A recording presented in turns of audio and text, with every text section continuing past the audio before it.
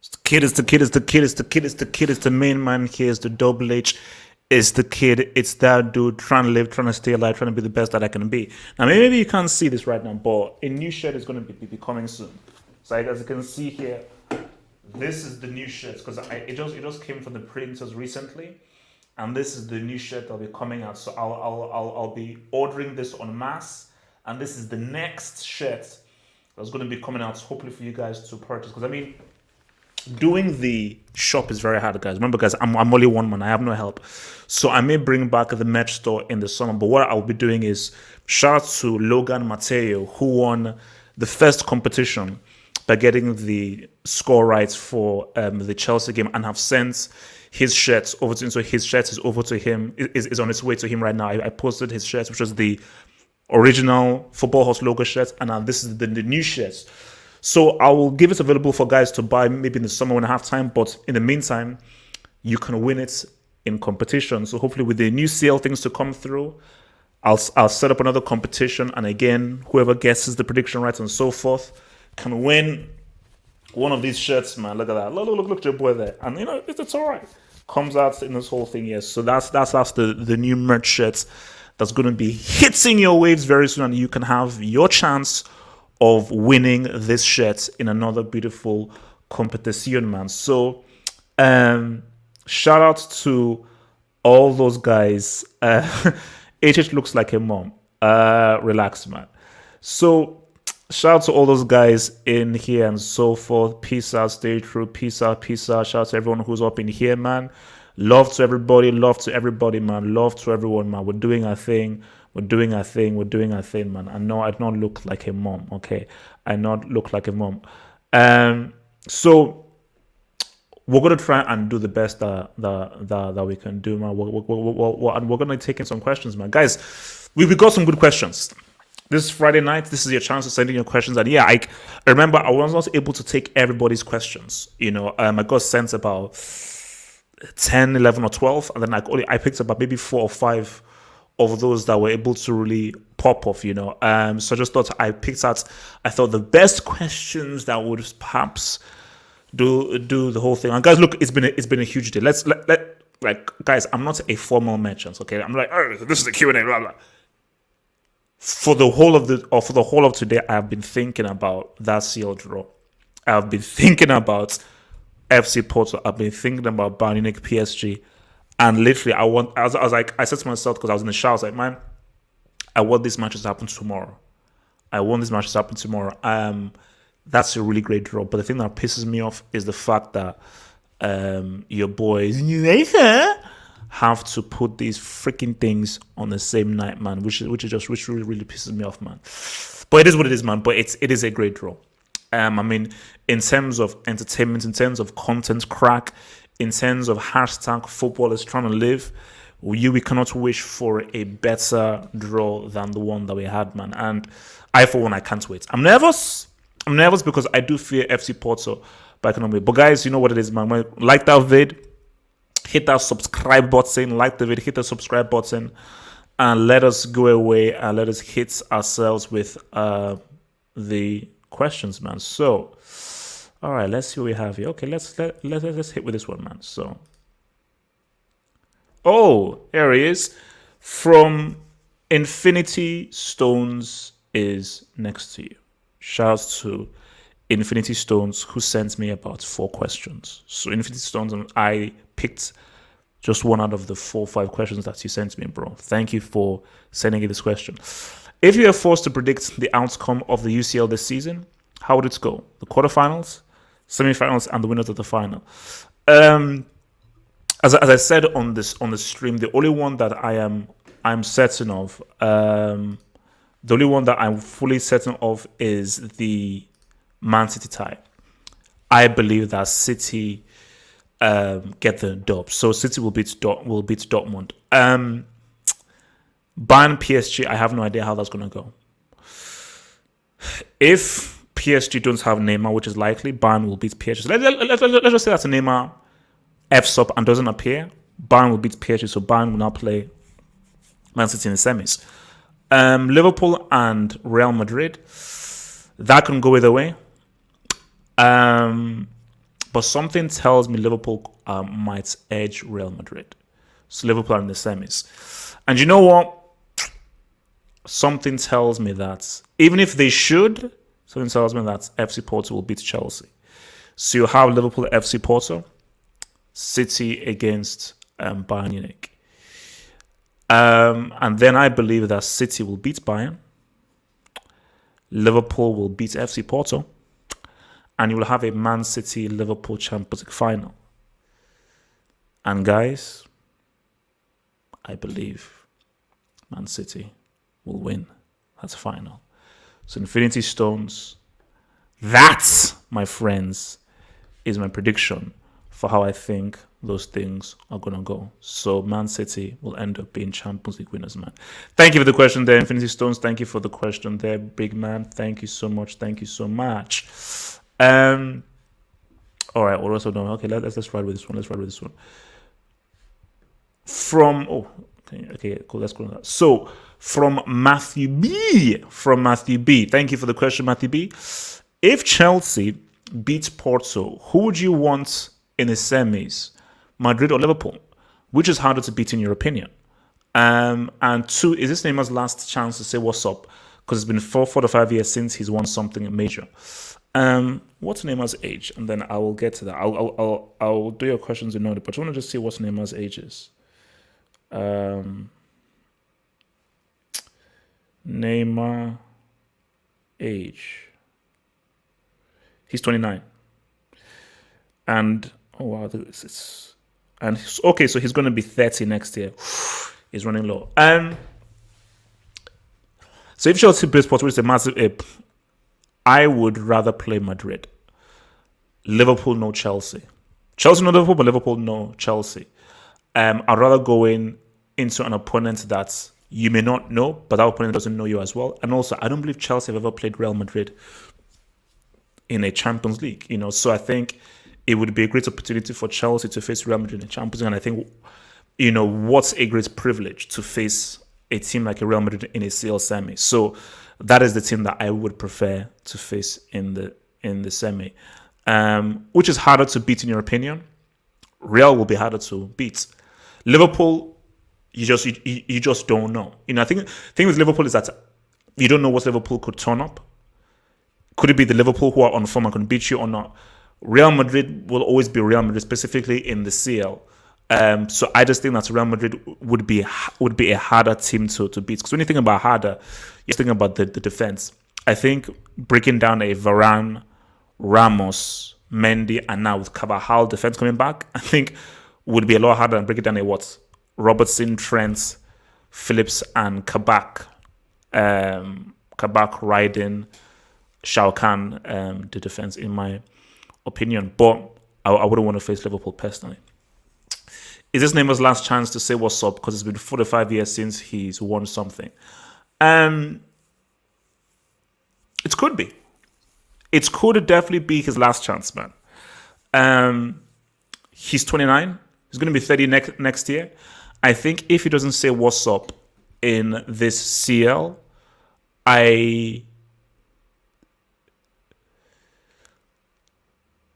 it's not his last chance, but time will be running out. Because remember, guys, Benzema's in his 31, 32, 11, now 31, 32. So 31, 32, 33 isn't the end of the world. It's not the end of the world. So it wouldn't be his last chance. But you're now going into 30 and you still haven't delivered a CL, then it just seems to be going away. And see, my thing is that Bayern Munich, that's a sledgehammer. But put it this way, if PSG slay that Bayern beast, I think PSG will be in a great position to go all the way. And I think what many people are viewing, which is what happened to them last year, is whoever comes through this side of the draw probably wins. Because I think the side of the draw where PSG is the crazy side of the draw. So whoever comes through that side of the draw into the final probably is most likely to win the whole thing, man. The heck? So, thank you for the question, Mr. Man. Oh my God, where the heck did this come from? So, next question on the agenda. Where are we at? Okay. From King Soul. Oh, King Soul had a merry old soul, and a merry old soul does he. There's a notion that the Premier League dominated Europe in the 2000s, but it's really never been that way. Only in 2 out of the 10 years did a Premier League side win the Champions League, 08 and 05, while Spanish teams won it 4 out of the 10 years, 2000, 02, 06, 09. Syria won twice, 03, 07, and one each for Bundesliga and the Portuguese League. Have we been sold a lie? Yes. Yes. The English media are expert liars. That's what they do. They are very good at doing it. They're very good at lying. And unfortunately, people are dumb enough to believe them. And there's always been this elitist lie that has been sold out. Oh my gosh, the Premier League is a top league in the world. And if you win the Premier League, blah, blah, blah, blah, which is why people... Because the argument for Fergie being one of the greatest managers is really rooted to how many Premier League titles he's won. But I say that, okay, you've won amazing Premier League titles, but how many Champions Leagues have you won? You've won 2. You've won 2 Champions Leagues. And the Champions League is the currency of judging you by how good you are as a manager, because that is against the best of the best. You're not playing Sheffield Wednesday or freaking Colchester United. You're playing the best of the best, hence why it's called Champions League, losing the title. So my thing here is you look at, as you said, 2000s, the 2000s, as you said, what's it called? 08 and 05. 05 Liverpool, 08 Man United. Should have been Chelsea in 09. Should have been Chelsea in 09. Let's even look at this past decade from 2010 to 2020. What do we have? 2012 Chelsea, 20 and 2019 Liverpool, only twice. Mostly dominated by the Spanish teams. And you can make the argument that the Premier League is the toughest league. I can make that argument. You can make the argument it is the most exciting league. Oh my gosh, you can 100% make that argument. You cannot call it the best. Because if it's the best, then you should do better in Europe. The fact that you've not done better in Europe and you've come up short and other teams have done better than you, do say what's up. So, and I hate the notion that, all because Premier League sides have done so well against La Liga teams, La Liga is now finished. Okay, it's only 1 year. What happened in the past decade? Let's see what Premier League teams do throughout the decades. Remember the year when you had Arsenal, Chelsea, Europa League final, and Tottenham, Liverpool, Champions League final. The English media went crazy. They went insane. Oh my gosh, an all English final. Because see, England have this patriotic problem. They're obsessed with the Queen. They're obsessed with the flag. And they're obsessed with, for God and the country, all that shite. So whenever a Premier League team gets to a final or so forth, they start having orgasms, because they have delusions of grandeur. But yeah, one of the most exciting leagues in the world, one of the most competitive and toughest leagues in the world. It is very tough. And because Pep has been in Spain, Germany, England, and he said, no, Premier League is very tough. But the best, nah. That is a complete and total fugazi. So thank you for that question, big man. So next on the agenda, man. See what's popping up next.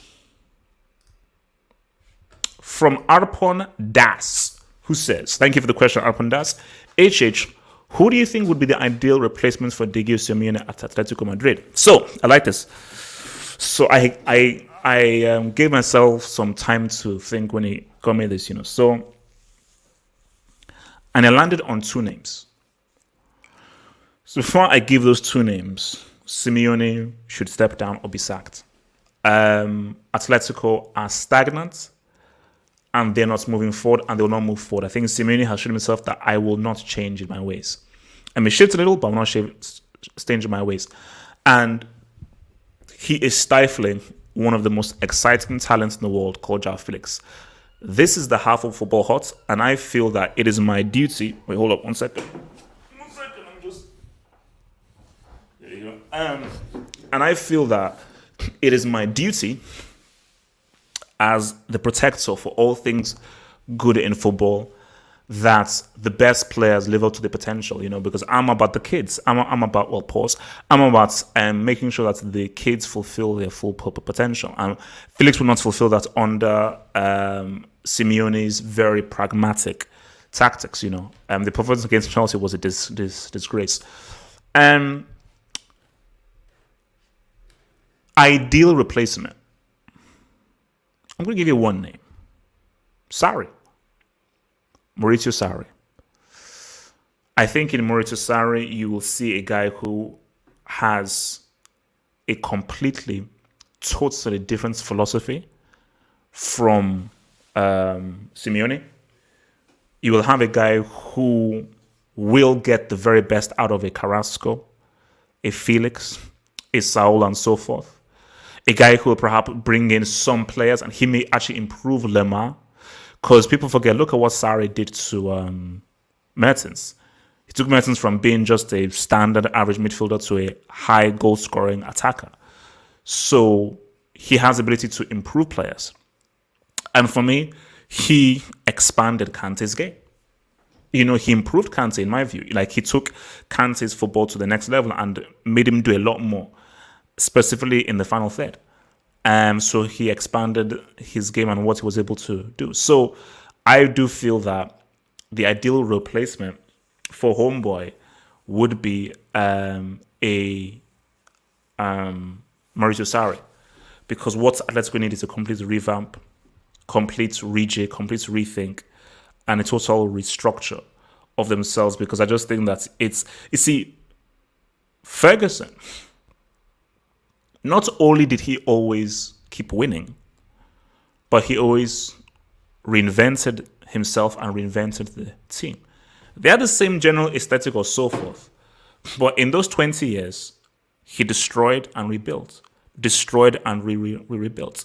The Cristiano Man United team was very different from the Cole, York, Beckham, Scholes, and Beckham Giggs team.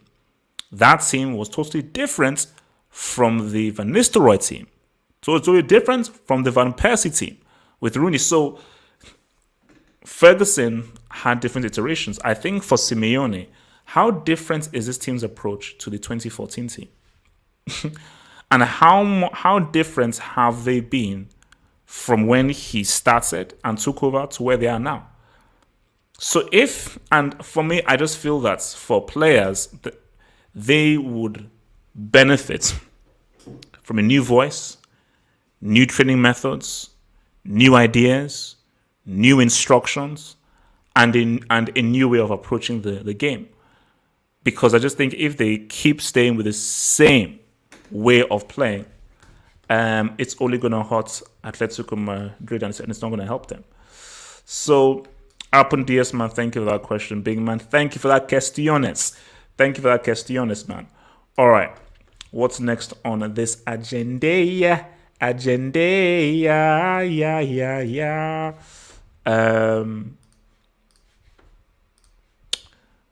What the heck?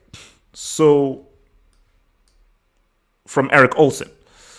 Thank you for this question, Eric Olsen, who says, thoughts on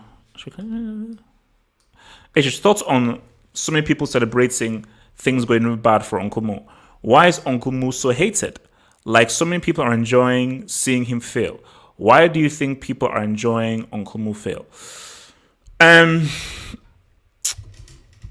It's a couple of things. I think,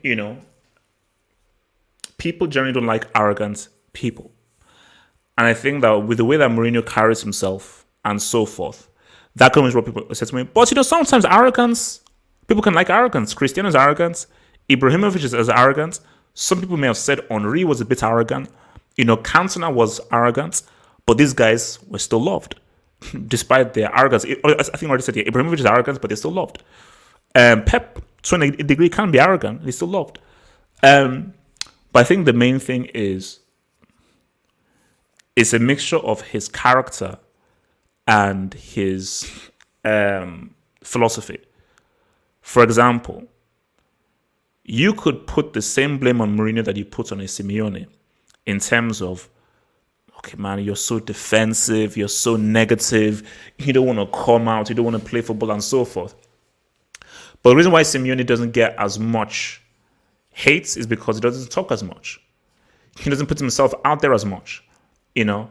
But Mourinho does. You know, Mourinho is very much he's arguably the most popular manager in history. Whether you love him or hate him, he's known. You have a feeling towards him. You can't say that for any other manager. There are people there's nobody that is medium with Mourinho. You either love Mourinho or you hate him.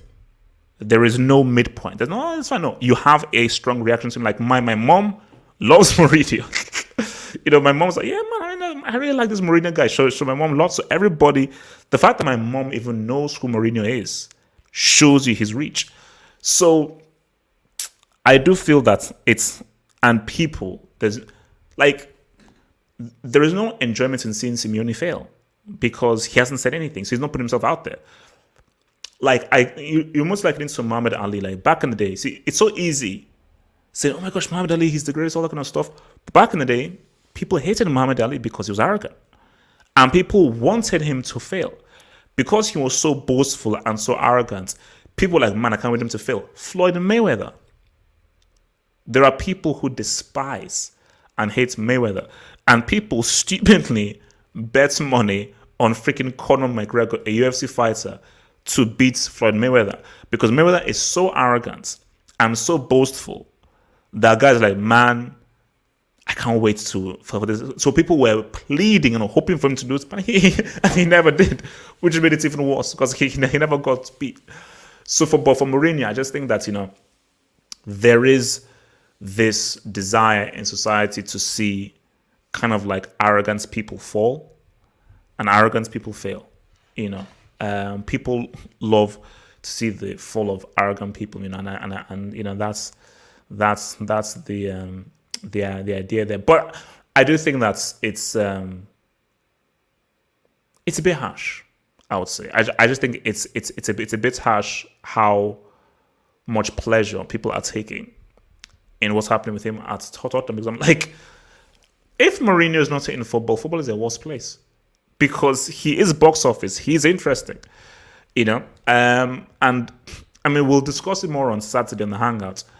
But I don't really put this much on Mourinho. I just put this more on the psychology and the aesthetic of Tottenham.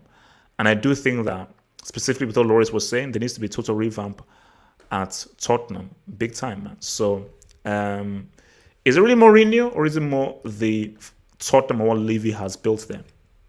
All right, guys, we've got two more questions, man. Two more questions. Let's see. Yeah, there we go. From Unathi. That's such a cool name. Mr. Unathi. Unathi. HH. Gigi Okocha was a joy to watch and most definitely had an influence on Ronaldinho's skillful style of play. Do you think if he was not African and perhaps Brazilian or Spanish, he would be talked about more often?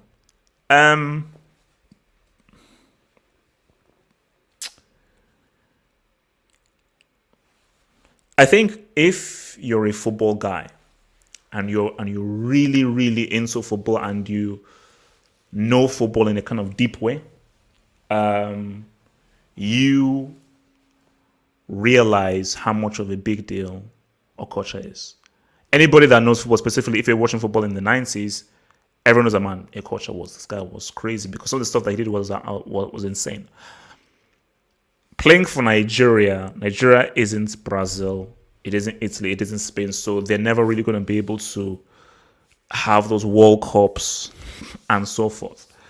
But I do think that if Okocha was Brazilian or Spanish and then he played for a Spain, he played for a Brazil, he played for an Italy, he would be much more highly regarded for sure. Like, I don't say this to be biased and so forth. I'm just keeping it real. There are great players who achieved amazing things, you know, and so forth. And they're just amazing players who've done stuff. But when we're just talking about natural ability, raw, natural footballing ability, JJ Okocha is top 5. And see, when I just say natural ability, this has nothing to do with, okay, what did you do? How effective were you? How many goals? How many assists? No. Just the talent that a certain player has and what he's able to do with a ball. The kinds of things he's able to do with the football, just in the rawest form. Okocha is top 5 because some of the things that this guy did on a football pitch was insane. And 1000% because I think he went to PSG from Frankfurt. So I think he was at PSG first, then Dino came in. So Dino was obviously his understudy. So 100% Dino definitely took things from him and was obviously inspired by him. So obviously Dino is Brazilian, so obviously he did his thing.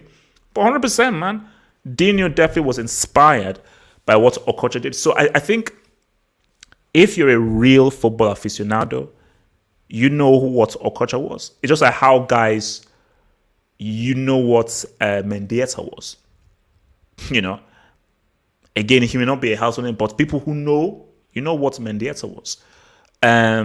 People know who Totti was. So these are guys who maybe have not done won tons of World Cups and so forth, but in their own right, these guys were crazy, amazing players. You know, Riquelme.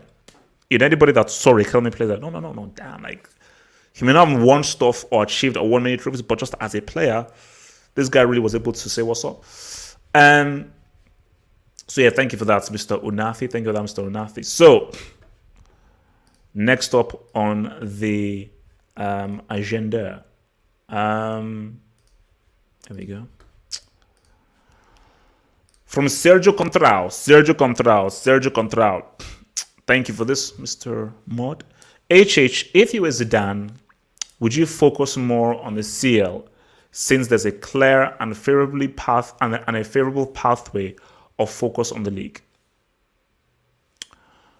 Or try juggle them both as best he can? Personally, I think they should go for the CL since it's just 4 games away from a final, and since Zidane is a big game merchant, they have every chance of making the final. Whilst the league is more complicated with Barca's consistency and Atletico not being distracted by European matters since they're out. Sergio, I think you're 100% right. I think if you go into that dressing room right now in Real Madrid and you were like a fly on the wall, they are saying that, guys, we have an amazing opportunity to make that final. Because Real Madrid are more than happy to face this Liverpool team now. And they will feel confident against Liverpool.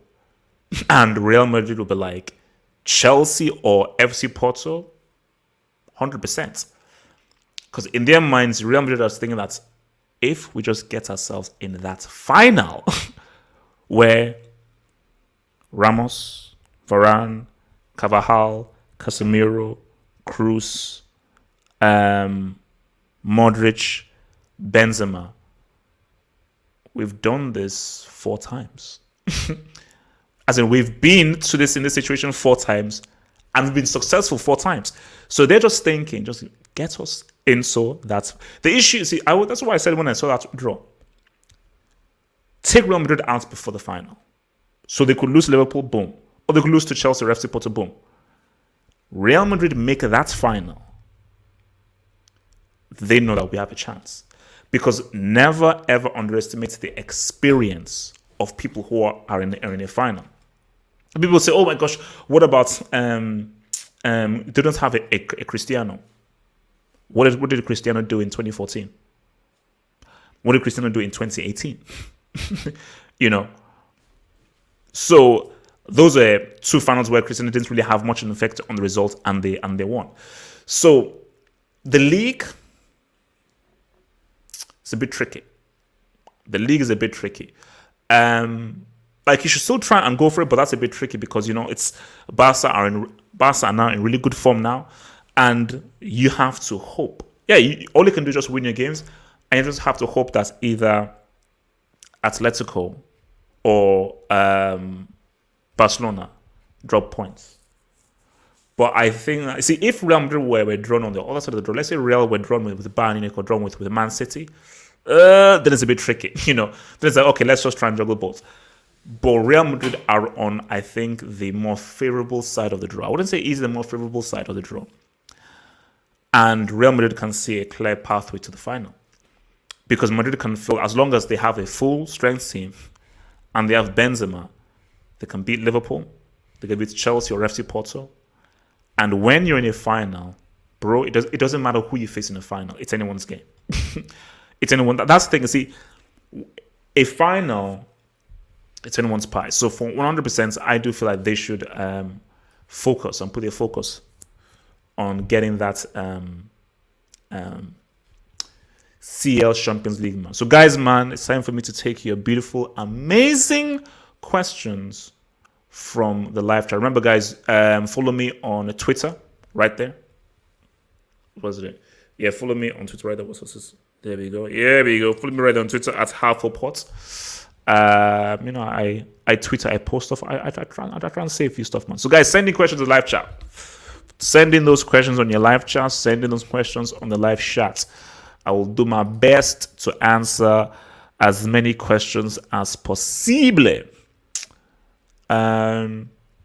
So it says, Liverpool are so hard to predict. They didn't concede a goal against Leipzig in 120 minutes, despite having a bad defense. Red Bull Leipzig. Because obviously it was hard watching both games, but I did try to keep my eye on the I did try to keep my eye on the Leipzig game. Leipzig had chances, but who is Olmo? Who is Poulsen? And who are these dudes? So these guys never looked or come close to scoring, man. So that's why I was like, nah, man, it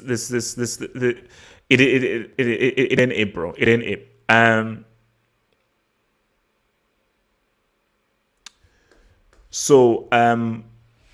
You saying that they didn't concede in 180 minutes against Leipzig. Leipzig are not really the best ones. I think a Rodrigo, Asensio, Benzema, and so forth will be a far stiffer attack than Leipzig. But do you know how these things always go? And I've seen a story a million times where a team has like a bad defense, horrible defense. They have all these questions about the defense. And when it now comes to it, bro, they actually managed to say what's up. So don't always read too much in. So, oh my gosh, we have a bad defense. What's this? Totally awesome. Thank you for the dub. Who says, looks like the juju didn't work. Looks like the juju didn't work. No Real Madrid or Chelsea. So what do you mean? Well, people will perhaps think that the juju worked on Chelsea because of FC Porto, but I feel like that FC Porto is a tough draw for Chelsea. That's you don't want to face FC Porto. FC Porto are a dangerous team to face. Juju with Real Madrid and Liverpool. I don't know. It's still Liverpool. It is still Liverpool. And Liverpool are dangerous to face because they have to win this trophy. And they have to win this trophy based on where they are currently in the league. So pressure is on them. From Paul Kickley, man, who says, HH wants to do a monthly Granada show with me. Paul, I appreciate the offer.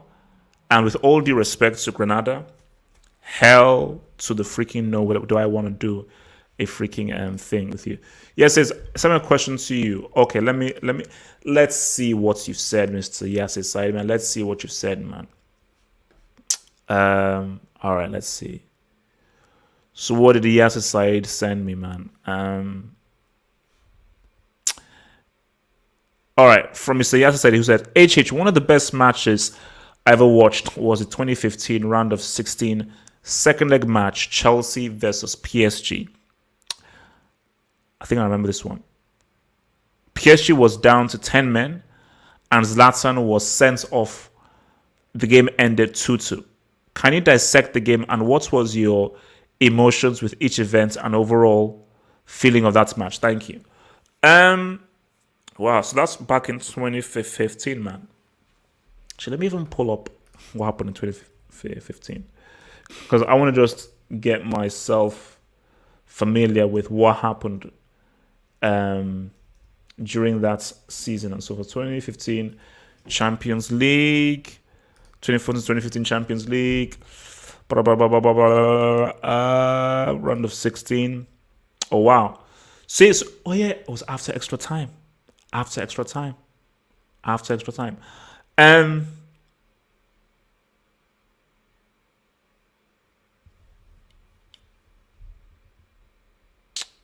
Wow. So wait.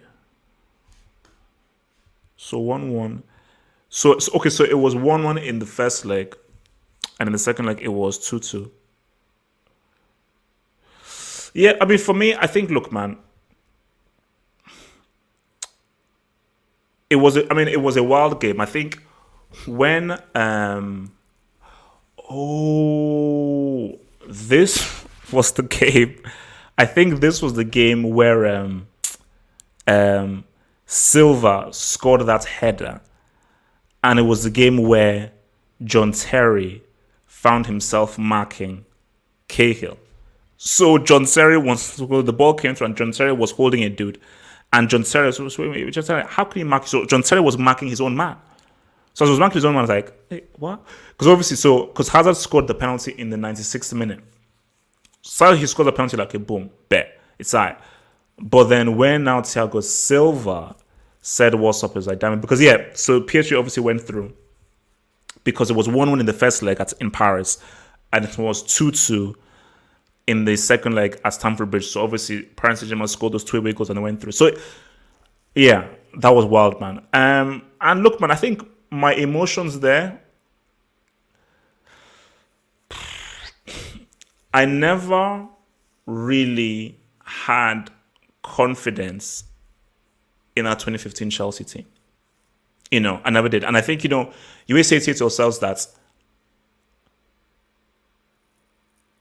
because remember, this is 2015 PSG, and this is the Ibra PSG. So this was still before Miracle at Camp Nou.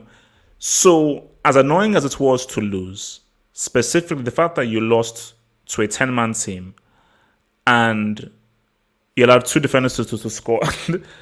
I told you, I think there is I'm sure I can find a screenshot of this, man. Wait. Because I swear to you, Thiago Silva, goal, 2015, Chelsea. You can see Terry and Thingy marking one another, man. Wait.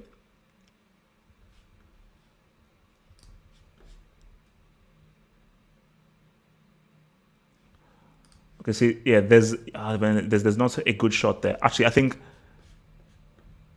yeah, this is an alright shot, man. I'll show you the shot right now. Maybe you guys can see it. Because if you guys can see this, John Terry was marking Cahill. So I was like, sorry. Okay, yeah, that's not good. Wait. So it's copy image address, boom. So I'm not sure you can see. So as you can see here, you see that's Cahill.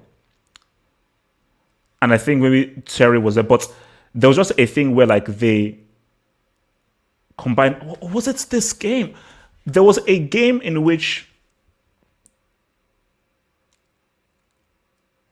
David Luiz, yeah, because there was a game in which Luiz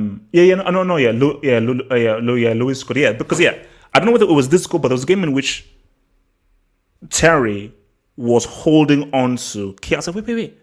How are you holding on to Cahill and you're not marking the man? And he literally was holding on to him and was acting as if Cahill was the guy. But yeah, but to answer your question, yes, it's like, man, it wasn't as painful as 09. 09 was theft. This was more like, really?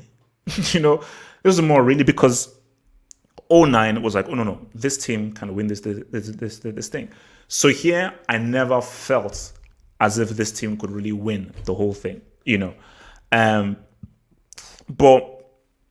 I mean, it was a good game. There've been better games though. They have been better games though. So it was just more a case, and I think because as Ibra PSG team, those guys were fixed. They were nowhere as good as this team now. So based on after Hazard scoring that penalty, Chelsea should have seen it as, but as I say, man, it is what it is, man. It is what it is, man.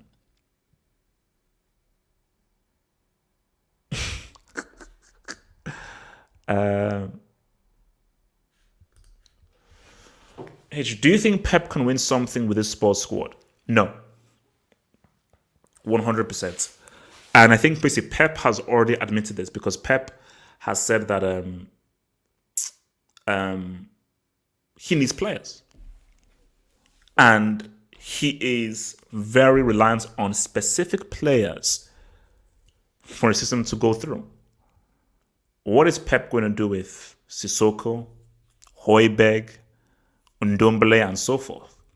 Like, Pep has to come in and say, no, I need amazing passers. I need technical players. You know, he can't take a team of players who don't fit his style and who don't have particular attributes and then sort of make it work. No. Pep's system is predicated on you have to know how to keep the ball well and know how to make really good passes and know how to pass the ball and be tactical. And he will not change from that. So hence why when he said he came, since Bayern already had those players there because Bayern were already a very technical team. When he came to Man City, he said, no, I need to bring in guys. I need to bring in Rodri, I need to bring in Ilkay Gundogan, and I need to bring in all these freaking dudes to try and make this stuff work, man. So, you know, so no. If he was given that team, no way. No way, Jose. All right, what else do you guys say, man? What else do you guys say, man?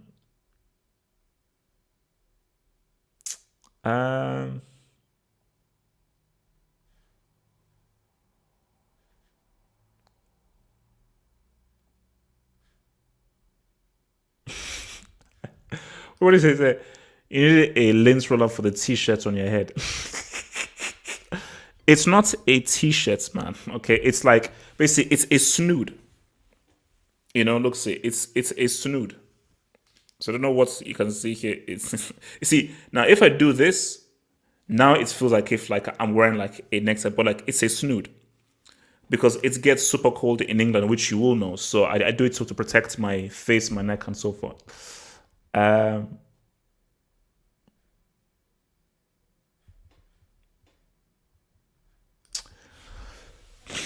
we getting a semis minimum stream if Chelsea knock out Porto? Well, Chelsea are probably not going to knock out Porto. It's very likely that Porto will be knocking out Chelsea. But in the unlikelihood that Chelsea managed to beat FC Porto, if they do, which is unlikely, no, there will not be a semis minimum stream. There will not be a semis minimum stream. I have learned my lesson, and I will not be as foolish as I was back then. You know, I have learned that there is no way I am going to be able to. Basically, there is no way in the heck that I'll be able to go out there and say a semis minimum. No way in hell, man. So that's my thing, man. It's like semis minimum was a big mistake, you know, and I've learned my lesson. I have learned my lesson, you know. What are your thoughts on the Europa League draw, man? So I saw a little bit of it, but let me just reacclimatize myself with it a bit much now. So Europa League.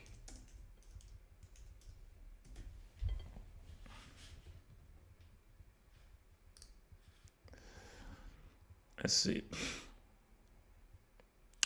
All right. So let's hit this, man.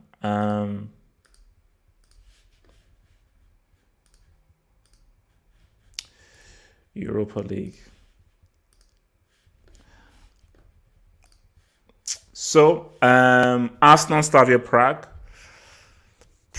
Tough game for Arsenal, man. Tough game from Arsenal, man.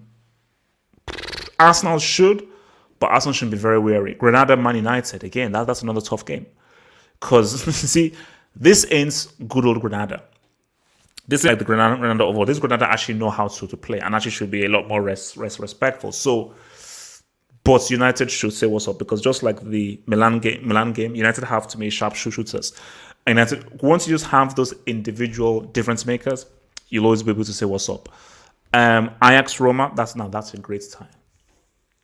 That is a really, really good tie, and I've got my eyes firmly on that tie, man. But I'm going to give Ajax the edge. I'll give Ajax the edge, but I think that's a great tie. Dinamo Zagreb Villarreal. Don't sleep on Dinamo Zagreb, man. I think for what they did to Tottenham specifically with their manager being in jail, 725 to life, don't sleep on those dudes, man. Don't sleep on those dudes. So, tough one to call, but I'm going to give it to Good Evening, man. I think Good Evening should say what's up.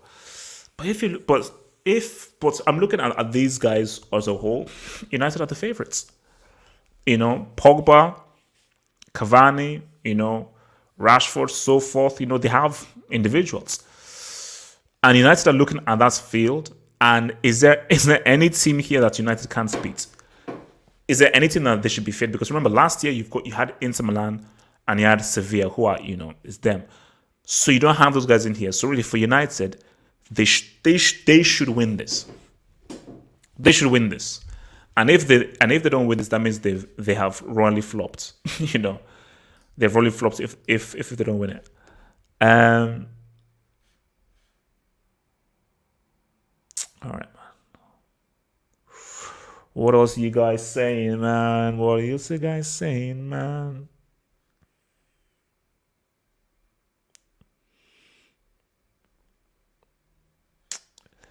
All right, let's see.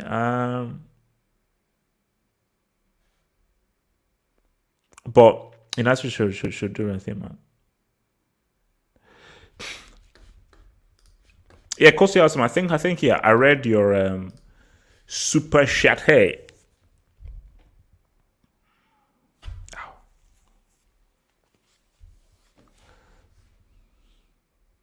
So it looks like the juju. Yeah, Kosi Awesome. Just tell me in the comments about what did you mean by saying it looks like the juju didn't work. No Real Madrid or Chelsea. But what do you mean by that? I said you said that the juju didn't work on Real Madrid and Chelsea, or yeah. What do you mean by that? And also because I mean, you guys, you've got PSG, man. That's a tough one. So yes, it says HH thoughts on Jose to Inter. In my opinion, it's a perfect fit. See, people saying that Mourinho is done. I'm like, and as Mosab just said, tell me how many managers would come to Tottenham and win a trophy with this team? I know that Daniel Levy is tight with cash. So how many people will come to this Tottenham situation and win a trophy? Please tell me. Because a lot of managers will be like, I'm probably not going to come to this team because I am not guaranteed the kinds of guys that I need to say what's up. Mourinho at PSG would really work. I think that PSG would not like his style of play. But why I say Mourinho to PSG would work is because he would win them that Champions League. With that team, on those players, he's winning them that CL. Inter would... But remember, this Inter team is different from the previous Inter team. But the reason why an Inter thing would work for him is because I think Mourinho's style works very well for the Serie A. It's pragmatic, it's tactical, it's slower. And I just think that his approach and so forth, I think would be very effective there. And I think that, he would actually do very well. Basically, with that team and those players, I think he would fit in very well. So let's say for example, they sacked Conte for some strange reason. Like they found him like Stephen Cook, and they then hired Mourinho. Mourinho would say, "What's up to Inter?" It's Ancelotti. Look at Ancelotti at Bayern Munich. It didn't work out. And guys are like, oh my gosh, Ancelotti, he's finished, he's done, he's too old. Has gone to Everton right now, and boom, he's doing great things. So my thing is that, is it a case of Mourinho is trash, or This is the wrong club for him to go to. And I said this at the start. Read the videos. I said at the very start, Tottenham was the wrong place to go to. Inter would have been great. No, sorry, PSG would have been great. If he goes to Inter Milan, he could say what's up to them. He would have easily won the Serie A if he went to those dudes, man.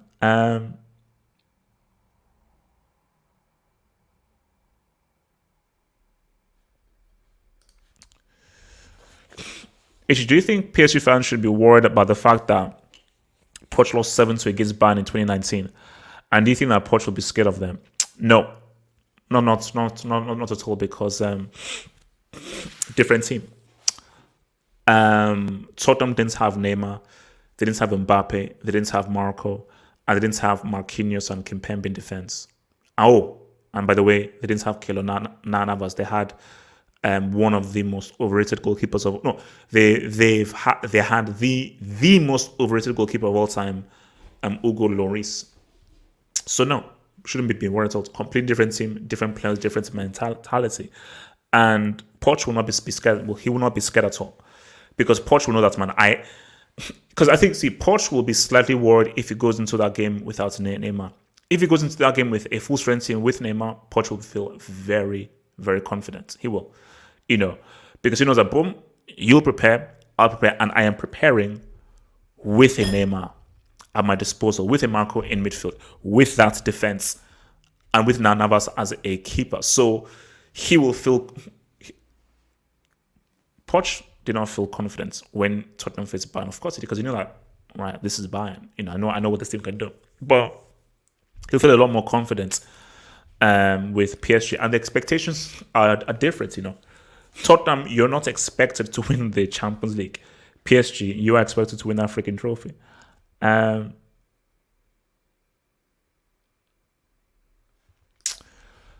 Respect Lloris, captain of the 2018 World Cup winners, came clutch in that tournament. Can you tell me one clutch save he made? But I can tell you that in a World Cup final, he passed the ball to Mandzukic, which resulted in a goal. I repeat myself again. Lloris is the most overrated goalkeeper of all time. I don't give a crap whether he captained those guys in the 2018 World Cup. He was definitely not one of the most important or the best players. And I would also fault him for the goal that Eder scored for Portugal in the Euro final. So to be beaten by them like that, very bad. All right, what else are you guys saying, man? Send in those cues, guys. Send in those cues, man. We're riding in this Q&A, man.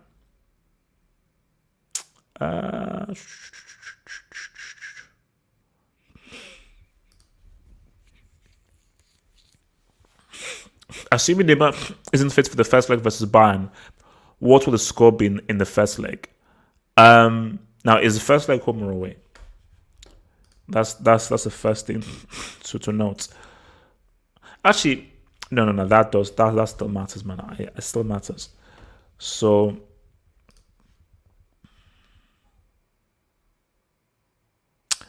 the first leg is at home. If Neymar isn't there, Bayern, I think, win that. I would say 2-0. 2-0. I'm not sure PSG score. I was going to say 2-1, but without Neymar, I say that they win that first leg 2-0. Because I think PSG, I don't think Bayern smack up PSG. Because when you saw how they met in the final, I think they know that they're so even. They can be quite evenly matched. So, but I think they'll give them a 2-0 without Neymar. Not too sure whether they're able to score.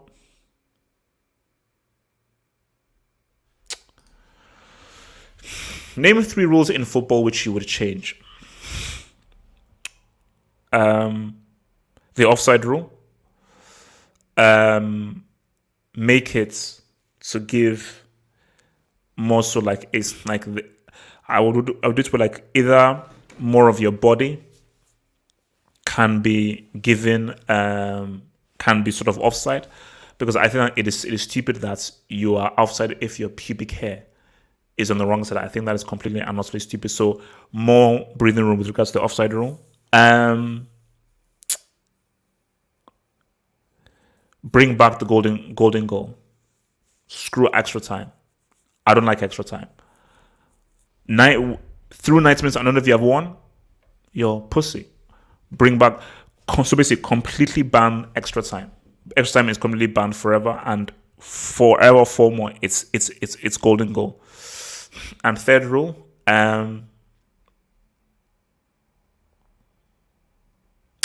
this is a nice one. If you're found guilty of racially abusing a player, you are given a 20-game ban. Because then that will now basically you're given a 20-game ban, and then you're fined 200,000. Now make it 400,000. You're fined 400,000 pounds sterling, and they're given a 20-game ban. You know, I think, and also, and once you do that, when you now come back to play, you have to wear on your jersey, "I am a racist." So how it says your name, and below your name, it will say, "I am a racist" on your jersey, and that's the rule, man. Now people are not thinking twice.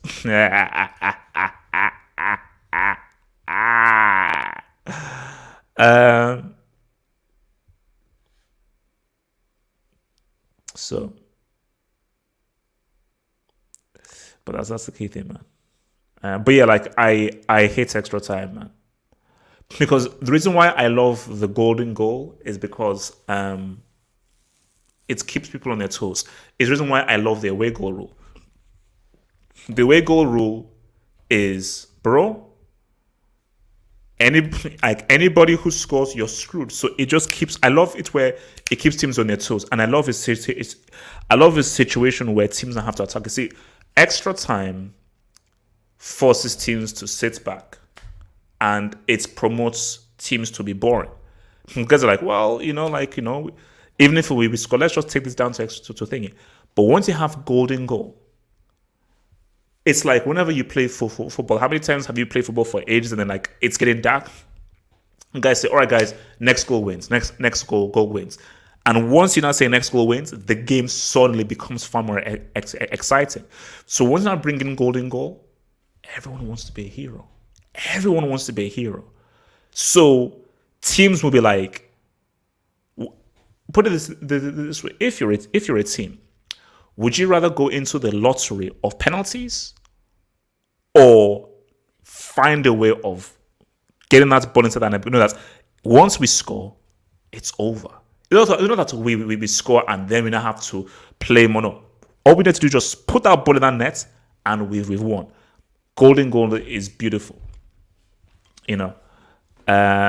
Golden goal is absolutely beautiful,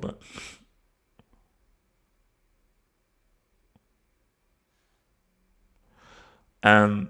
No. As I said, look, penalties is fun, but look, all because you bring in golden goal doesn't mean that people will score that golden goal, but it's there. So obviously, if you don't score the golden goal, then yeah, we go to penalties. But my gosh, man, golden goal is freaking great because it's increases, and I love it because it increases the tension, it increases the nerves as well, because you now know that, man, guys, if we concede, we've lost. If we score, imagine golden goal in a World Cup final, you see, obviously, I think the last time there was a golden goal rule was the 2002 World Cup, because I think because Senegal scored the golden goal against Sweden, but obviously after 2002 it was scrapped, because do you know the reason why people don't like golden goal is if, let's say, a big team somehow gets knocked out, it's like, oh damn it, because the beauty about a golden goal is that anybody can get it. Anyone can get it. And the so-called worst team can just out of nowhere score a goal against run of play and boom.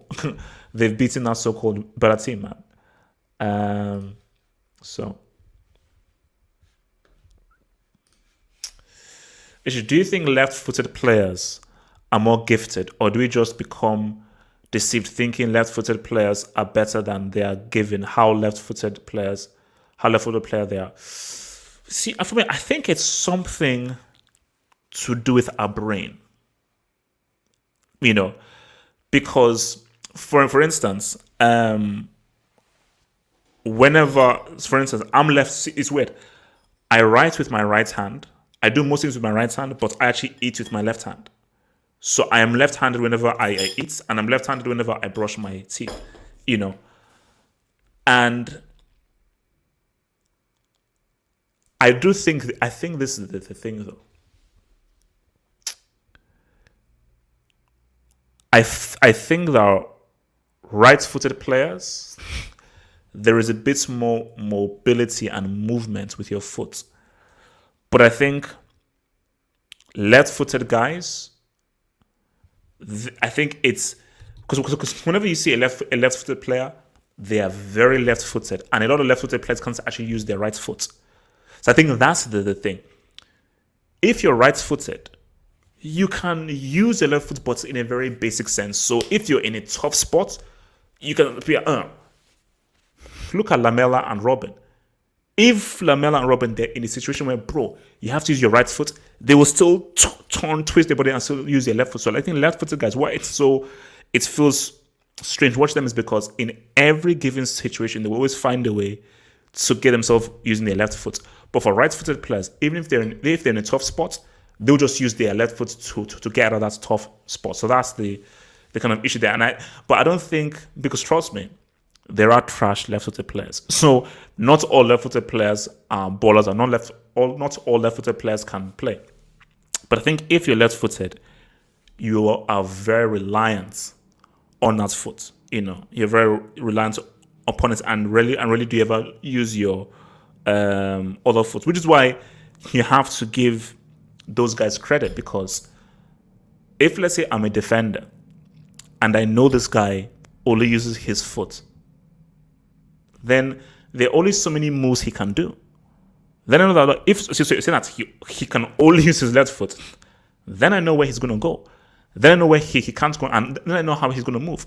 So you have to give credit to like someone like a Messi or a Robin, who, using only their left foot, they manage just to find a way to evade tackles, get past guys, and get enough distance between themselves and the defender, and find the perfect pocket for them to now pop off a shot, man. So yeah, man, that's the thing, y'all. That's the thing, y'all.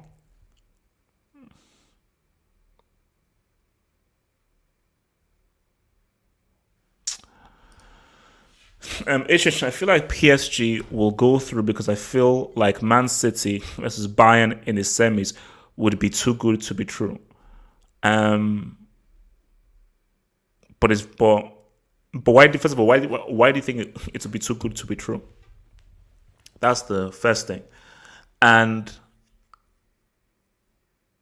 Man City Bayern, I think, is what people are likely expecting. I think Bayern will go into that game as favorites. They would, because they're the defending champions, and they beat them last year. It'll be close, but they're going in as favorites. City are big favorites over Dortmund. Dortmund are struggling in the league, and I just think that it's not a great matchup for them against Man City.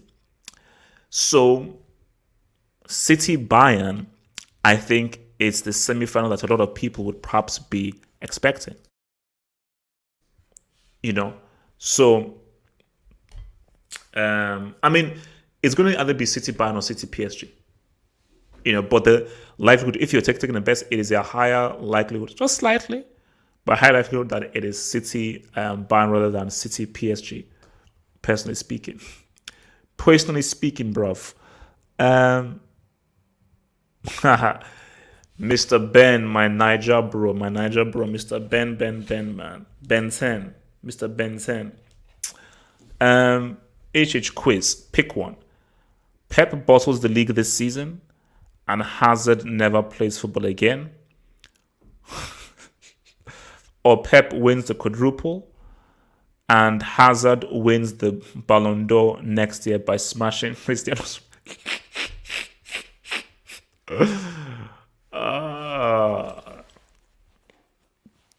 Ben, you're a sick man. I'm sad. You're a very sick and sad man.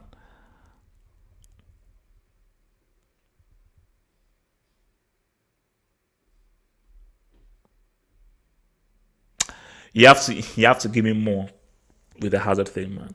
That's not enough.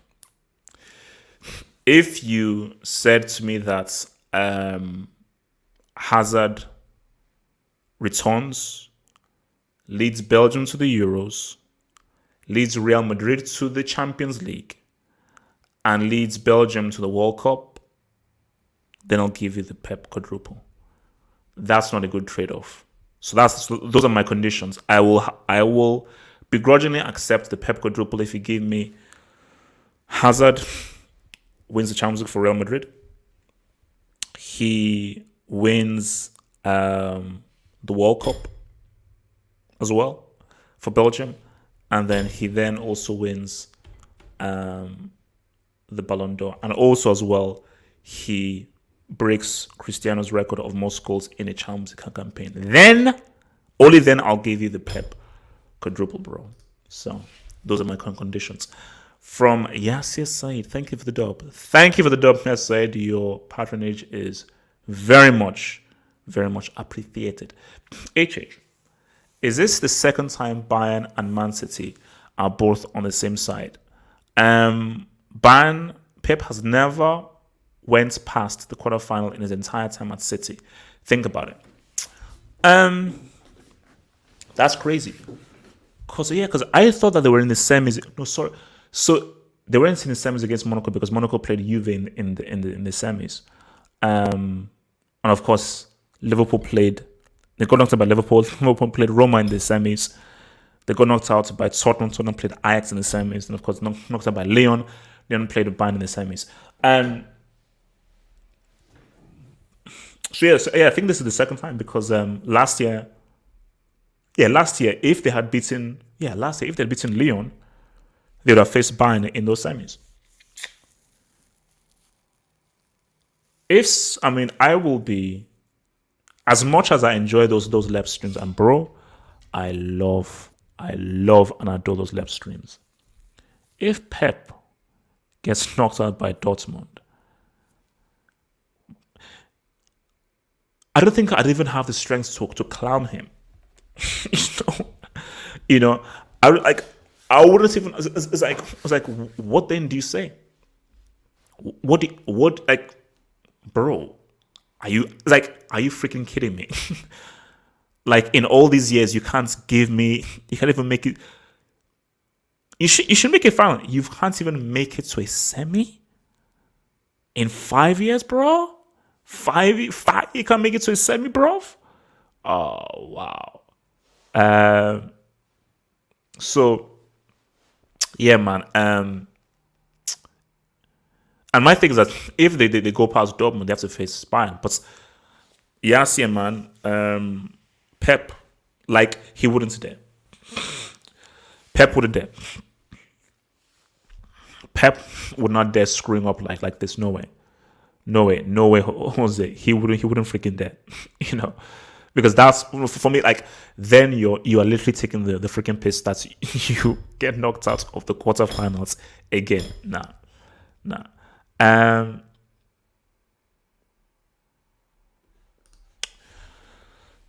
Best front three starting with the same letter: Messi, Mane, Mbappe. What do you think is better than that? Best front three starting with the same letter.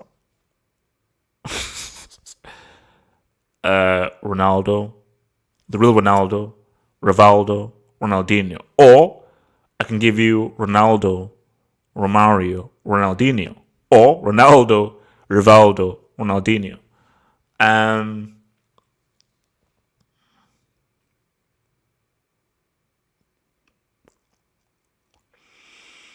Benzema, Beckham, Bale. Possibly Benzema, Beckham, Bale. But no. I mean, that's why they're known as the three. As like that for me is a front that would say what's up, which is Ronaldo, Rivaldo, Ronaldinho. Yeah, which and you saw what those guys did in O2. So Ronaldo, Rivaldo, Ronaldinho. Or I could just hit you with a Ronaldo, Romario, Ronaldinho, which would just be as deadly as those two. I mean, Messi, Mane, Mbappe is cool. Ronaldo, Ronaldinho completely destroys them. Can you do one for C? Cristiano, Crespo, Cantona? I don't really know, man. I don't really know. What other good ones could you have? Yeah.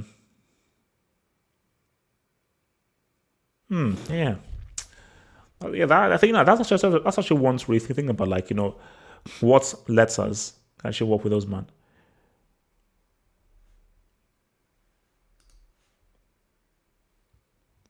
Delete your life. Delete your life, bro. From yesterday game, man, thank you for the W. Yes, Saeed, man. If Pep cannot win a CL, that Messi and Zizou takes this Real Madrid team to a final and I won't say anymore. Narratives. Yes, aside, I am a narrative merchant. The narratives in here are too sweet. I told you, every single night I think about the narratives. There is the Zidane narrative of him winning the CL. There is the Mbappe narrative with PSG. There is the quadruple Pep Guardiola narrative that frightens me. There is a Liverpool narrative of if they don't get top 4 and if they win the CL.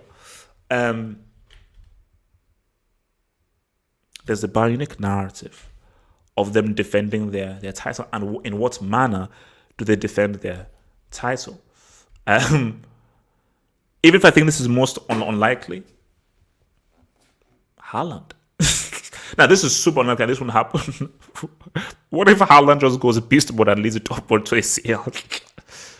See, now that would be the wild, like, okay, crazy example. This has a 0% chance of happening. What if Haaland, like, just scores like in every round, every round, like 2 goals, hat trick, 2 goals, 1 goal, 2 goals, hat trick, clutch goal, scores like a hat trick in the final and leads Dortmund to ACL,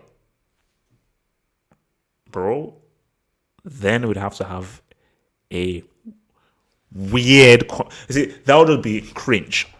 Basically, that we would have a very, very cringe concept. That's the narratives are like the narratives are crazy, because the reason why I love narratives is the narratives are built upon trophies and successes, and these narratives are like, no, if this guy has done X, boom. Like Mbappe has a World Cup. He scored in a World Cup final. That narrative is set. If Mbappe wins a Champions League, there's nothing you can, like, certain people are done. Hence why it's not going to happen, because if Mbappe wins a Champions League and he scores in a CL final, it'll be too easy for me. It'll be hence why it just won't happen. I guarantee I'm willing to bet blood and money Mbappe isn't winning a Champions League and he's not scoring in a final, because if Mbappe wins a Champions League and scores in a final, I wouldn't even have to argue. People will just start abusing me and insulting me, because I'm like, guys, I just have to say anything anymore. Nothing needs to be said.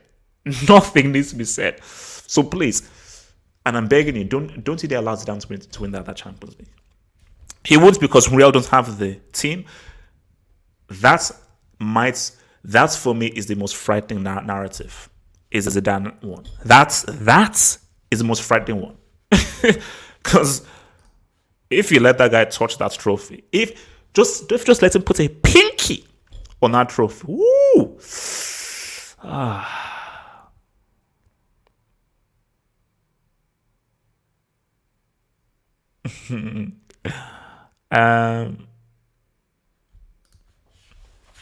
Do you think Tuchel will skip Mason Mount so Chelsea attack and reach their real potential?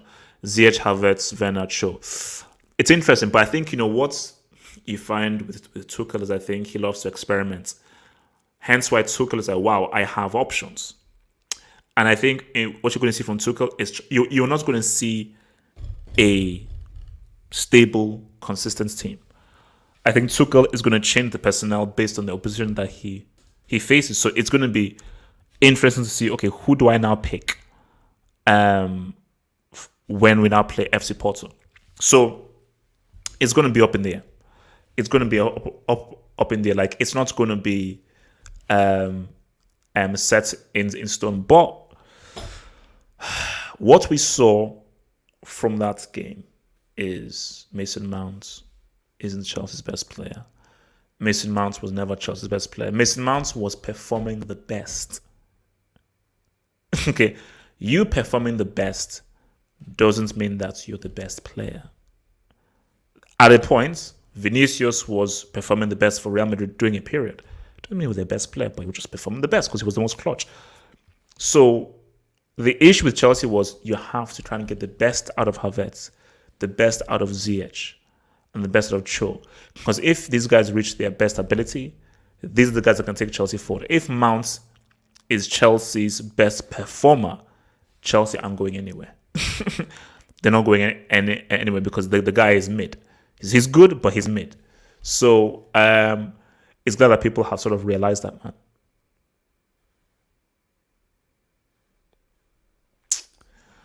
Have you seen the news that the FIFA president Infantino is open to changing the football calendar because Arsene Wenger recommended World Cups and the Euros should be every 2 years?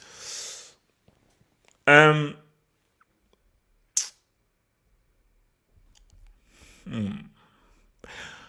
don't know what I think about that. See, the thing about the World Cup is this. Every 2 years means like, hey, man, we get to enjoy this amazing tournaments a lot more often. And we don't have to,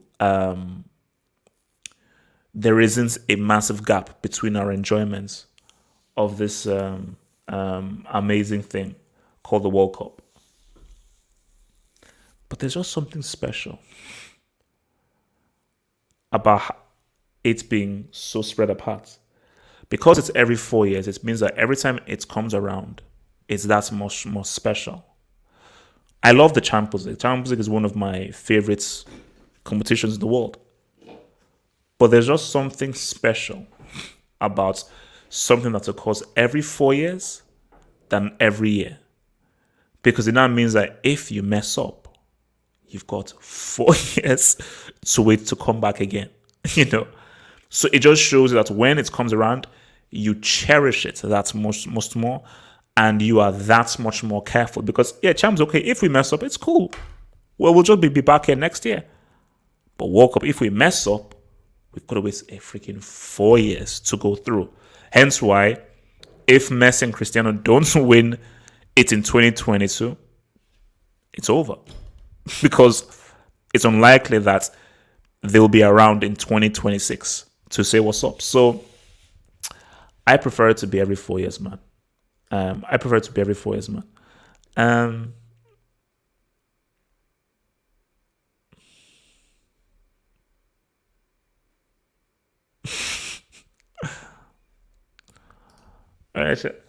Are you sure? I said, I don't see him. No, he's there. No, look closely. He's there. Are you sure? He's there. Trust me, man. He's like, you have to just squint your eyes and look very, very closely. He's there. What? I'm gonna have a set of icons and legends and not have the great Cristiano there. Come on.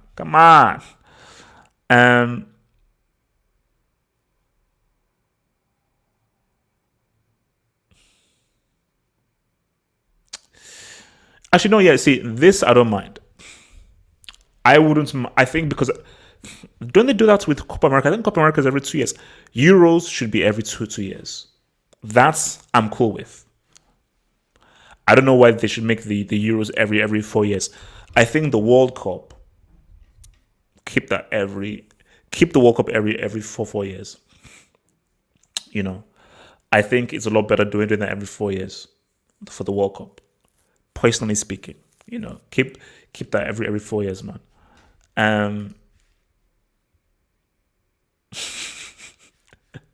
Man, you guys are having a laugh, man. All right, what else you guys say, man? I was thinking about this because I was just thinking about all of the potential things, man.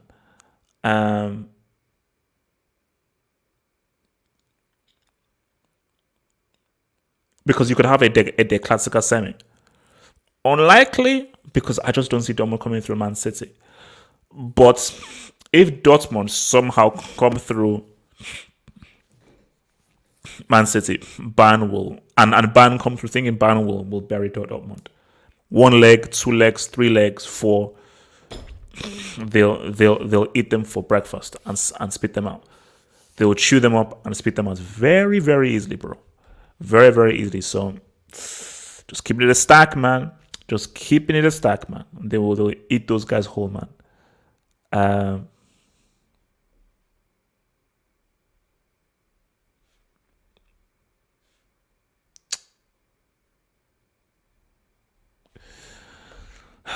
What are you guys saying, man? Oh, did I miss your chat? Say, well, excuse me, bro. Let me hit that, Mr. Yes Saeed.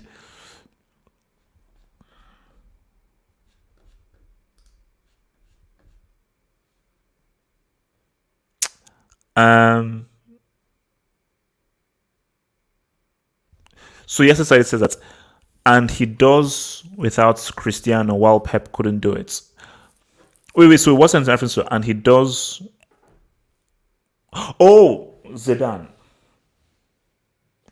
You see, my thing is that it's not. See, him doing it without Cristiano is one thing. Is getting 4. That's my thing. Is Zidane, who has spent how many years? 4, 5, 6 years in management, and he gets 4. That for me is the wilder thing. Is of him getting 4, but 4th without Cristiano, and then what about Benzema? Where does that put Benzema now? Because now that would be Benzema's 5th on the DL. Because so if Benzema wins this, it'll be Benzema's 5th, bruh. You see, there's so many sweet narratives. There's so many sweet and juicy narratives, man. From Eddie, who says Cristiano, R9, Robin. Now, so you're saying this is a front 3. So why is Cristiano in that 3? No, fair enough, he's in that 3. So if that's a 3 you're talking about, Eddie, Cristiano, R9, Robin, that would be pretty lethal. Cristiano on the left, Robin on the right, and then Ronaldo in the middle. Them at their peak, that would be a frightening front 3. That'd be a very, very frightening front 3. Basically, in that front 3, you would get a lot of goals, man.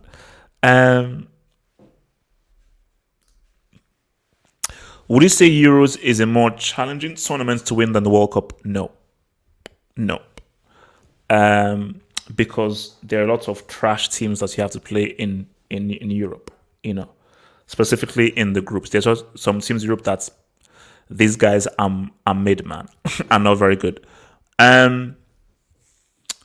So the fact of the matter is that in the Euros, you don't face any South American teams, and sometimes the African teams can cause you issues.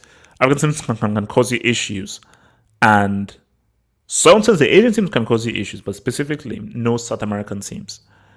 Because if you think about it, the top teams in Europe, okay, you have obviously your Germany, your Spain, Italy, England, so forth and everything. But then once it now starts going into like Austria, Sweden, Iceland, Czech Republic, it's like, all right, bro. So no. The Euros is not more challenging to win than the World Cup. The World Cup is the greatest test because it's every 4 years, because you don't know your team as well, because there's a small margin of error, and also because it's the World Cup. Teams are going to give, every team you face is going to put their blood, sweat, and tears on that pitch, because everybody knows how important this is for their nation. So even if you're facing a small nation in the World Cup, these guys are going to bloody try and use every ounce of energy against you, man. So, man, it's the World Cup is the pinnacle. Yes, Said, man. Thank you for the dub, bro. Thank you for the dub, man. My point is, it will end the whole. He only won it because he had Cristiano. That narrative would be dead and buried. By the way, it ain't happening. Shish. Oh, no. It's not happening. It's not happening. But I think, you see, that narrative is stupid, but it exists. It exists. People say that, oh my gosh, Cristiano gave you 3 CLs. All right. Has Cristiano been to a final or a semi with Juventus in the 3 years he's been there? Asking for a friend. I don't think he has. And he just got knocked out by FC Porto. So he didn't even make it to the quarters. So who needs who then? Because if Cristiano gives down those CLs, then why can't he give why can't he give the CLs to either a Sarri or a Pirlo? But the narrative exists, and people will continue to say, nah, Zidane, you were lucky. You didn't deserve those CLs. It was given to you by homeboy. Blah, blah, blah, blah, blah, blah, blah, blah. Then Fergie gave him that CL at United. Fergie gave it to him. So yeah, okay. Fergie gave it to him and Zidane gave it to him. So him winning it would quell that. But as you said, I just don't see Real winning it.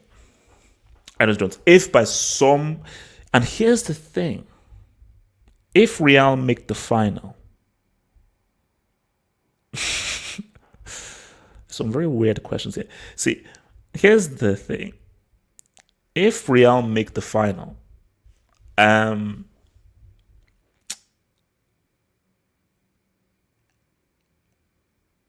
they meet Bayern or Man City, it will be very interesting. Because yes, I've said that this team, I don't think this team loses a final. This Real Madrid team will lose a semi, lose a quarter. I don't think that if Real Madrid make it to a final, that they will lose a final. No. I don't think they lose a final. But if they were to meet Bayern, do they beat Bayern in that final? If they meet Man City, do they beat Man City? So many. I just can't wait. I just cannot wait for this deal to freaking happen, bro. This is funny. Now, in case you don't know, Ben and myself, we are both from the great land known as Nigeria. And the thing about Nigerians are, marriage is definitely a thing that you have to do. Because I remember there was one time I was doing some work in Lagos, Nigeria, and we're sitting around, all of us colleagues, and everybody was just talking about families and all that kind of stuff, man. And then they were talking about, okay, wow, this is what I want to do when I get married. This is what I want to do with my girlfriend, my wife. And then they got me and they said, okay, yo. So when are you going to get married? And I was like, I don't plan on getting married. And the shock that everyone was just like, what? So crazy, because marriage is just a thing that you do. Like, if you're not married in a Nigerian society, you are looked as like, who the heck are you? And yes, my mom keeps putting me pressure on me, says, oh, I know this nice girl, no, this nice girl, blah, blah, and keeps propositioning me to this friend of a friend. So Ben, the answer to your question is, I don't believe in marriage. So I just don't believe in that stuff, man. It's a social construct that I don't buy into. It's a fugazi. All right, guys, relax. The ISS, relax, bro.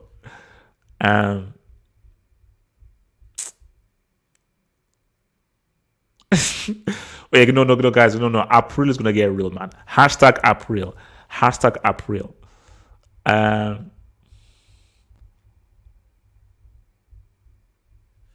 Let's see what this guy is saying, man.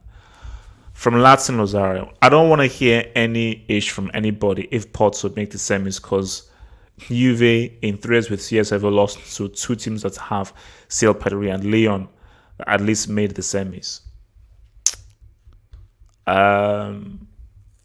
You got knocked out by a 10-man FC Porto. 10-man FC Porto by a dude called Oliveira. Please hold that. Good luck in that Coppa Italia, bro. Good luck in that Coppa Italia.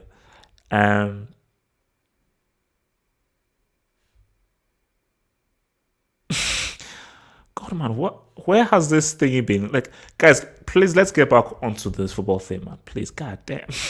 You see, whenever you just open stuff like that, it just opens up a whole cobweb of commentary, man.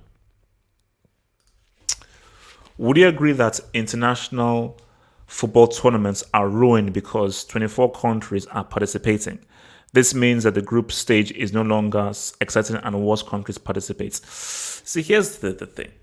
And I think this happened in Euro 2016. The whole point of a qualification is to sift out the not so good teams. I don't want to insult countries, because I have respect for countries and so forth.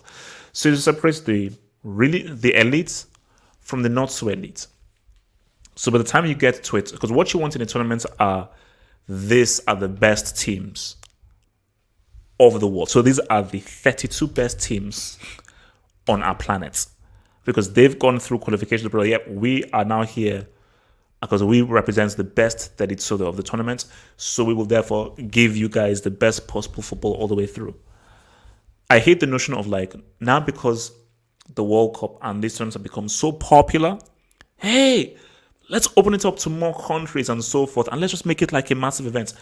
Yes, it's an event, but it's an event as a byproduct. First and foremost, it is still a tournament. It is still a tournament.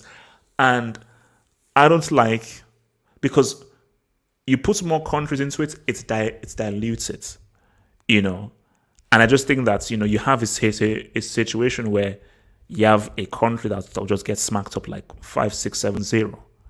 You should always want a situation where it is the best of the best here. Because what I don't like is, oh my gosh, man, let's this team just their victory is the fact that they qualified for a World Cup. No, I don't want that crap. Every team that's at a World Cup, I want them to believe that they can win this tournament. As however unlikely it may be, I want that every single team here believes that we have a chance. That's getting here isn't a victory. We are here because we want to win it. I don't want a team to go in there with no. Just qualifying is our victory. Just being here is a success. No, I don't buy into that fairy tale crap. Because that's just bull crap. No. I want it to be a freaking tournament. And I think I don't know whether they've gone back to 24 for the. I don't know whether they've expanded it for the Euros or so forth, but I just wish that they just kept it as how it was. Because the thing here, so I think they went to 24 on the Euros. You see, if the Euros was how it's normally is, which I think it's 16 or something, if it was how it used to be, Portugal don't make it through. Because Portugal came third in their group, and they were the third best losers that made it through. So if it was actually the normal number, Portugal wouldn't have made it through that group. So, it was but as I say, perhaps it was meant to be.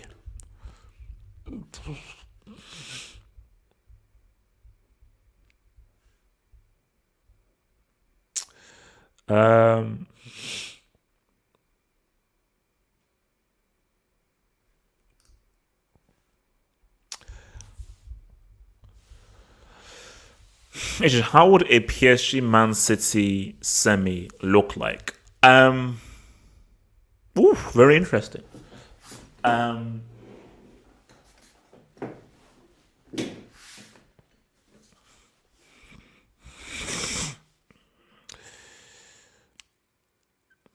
I don't think City would like that matchup. PSG at full strength. I'm not sure how much City would like that matchup. Specifically, if they were to hit them on the break with Neymar, Mbappe, and Di Maria. Not sure how much City would like. See, I think PSG are a kind of team where See, that's why I would have loved to have seen PSG Atletico last year. So if Atletico had beaten Leipzig, I'd have loved, because that would have been a very, very interesting matchup to see how that would have gone down. So I may, again, full strength PSG, I think they would have the edge over Man City.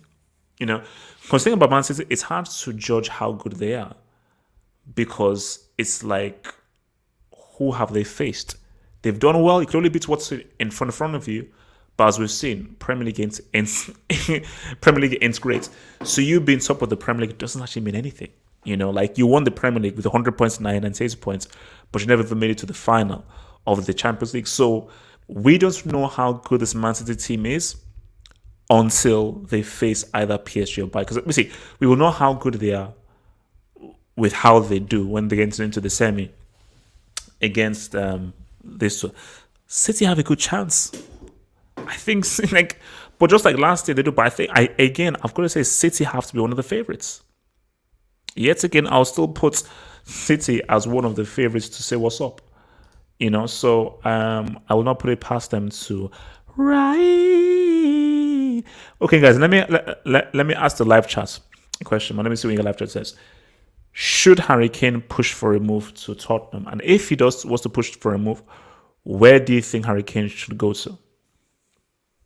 So that's the question. Should Harry Kane push for a move away from so should he push for a move away from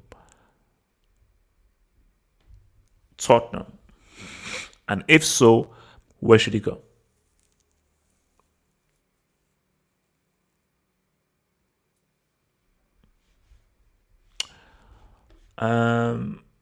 Whoa, Besiktas. God damn. You would say that, Splash. You would say that. You would say United, wouldn't you, man? Ben, mute your mic, bro. Mute your mic.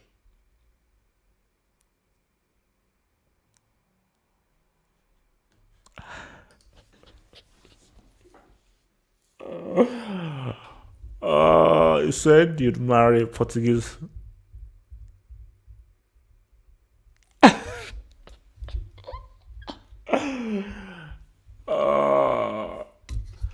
Okay. If you can find me a Portuguese woman who is sexy, has got a great body, you know, thick, not too thick, great sense of humor, you know, has a great, nice, unique personality, a nice cook, loves films, you know, great conversation, and a good, strong, and a strong personality, I'm game, man. I'm game. You know, so you can be my matchmaker, man. So, you know, if you find me that, then that's fine. Did I say that? Are you sure I said that? I'm not sure. Are you sure that I said that?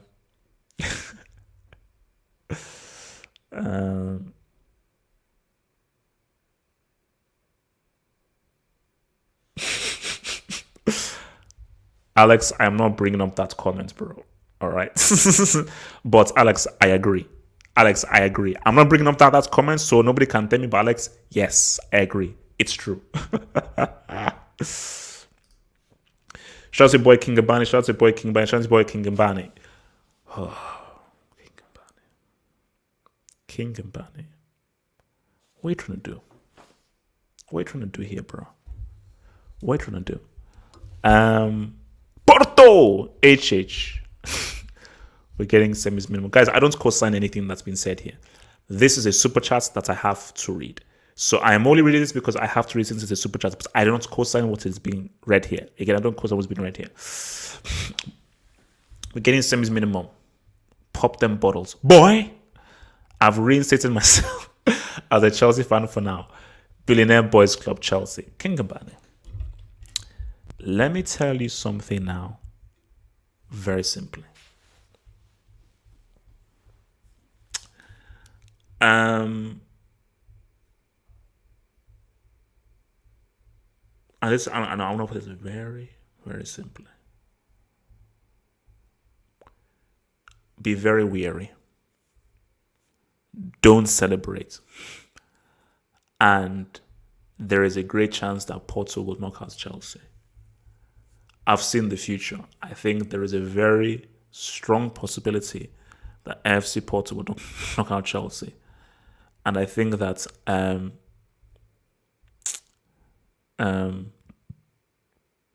that could be what happens. So, Mbani, I am begging you. I'm on my knees begging you with all my heart. Please, don't celebrate this. Mbani, just... I've got a blocked nose, so I can't breathe. Breathe in, breathe out. Mbani, it's the draw is okay. It could have been better. It's okay. But I can see a scenario where they get Chelsea get FC Porto. Chelsea fans start rejoicing. They start yeah.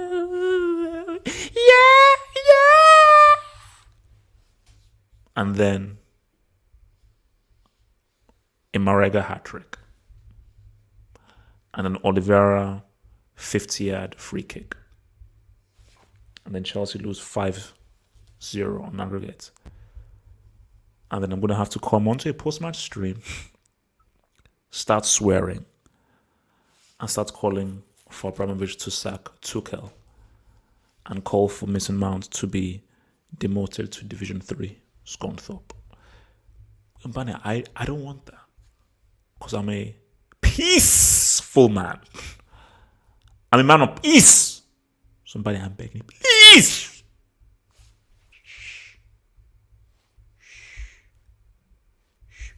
We've only got a few weeks to go. We pop off 6th of April. Come 6th of April, we're doing a 5-hour pre-match build-up. Easy!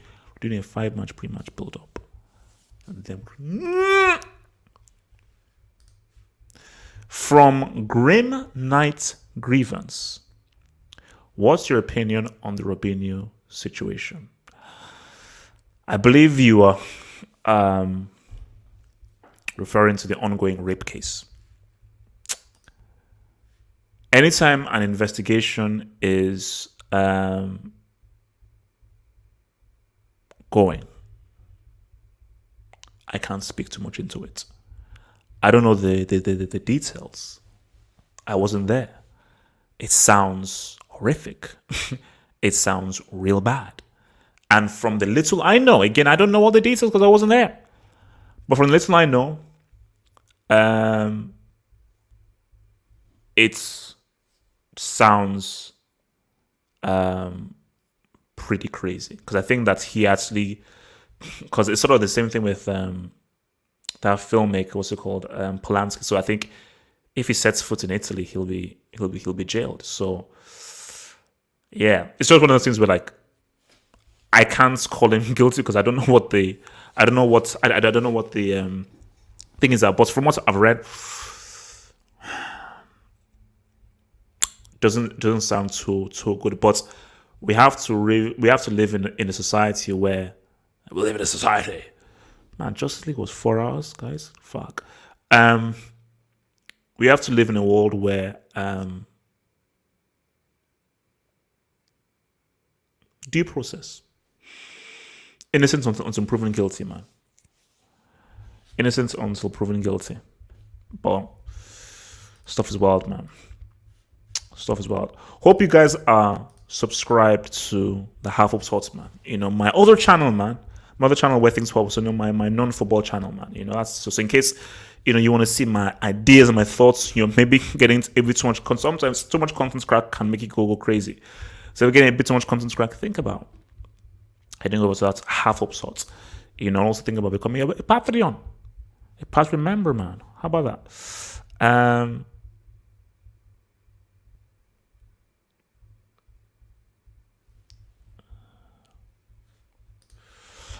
Dream final excluding Chelsea.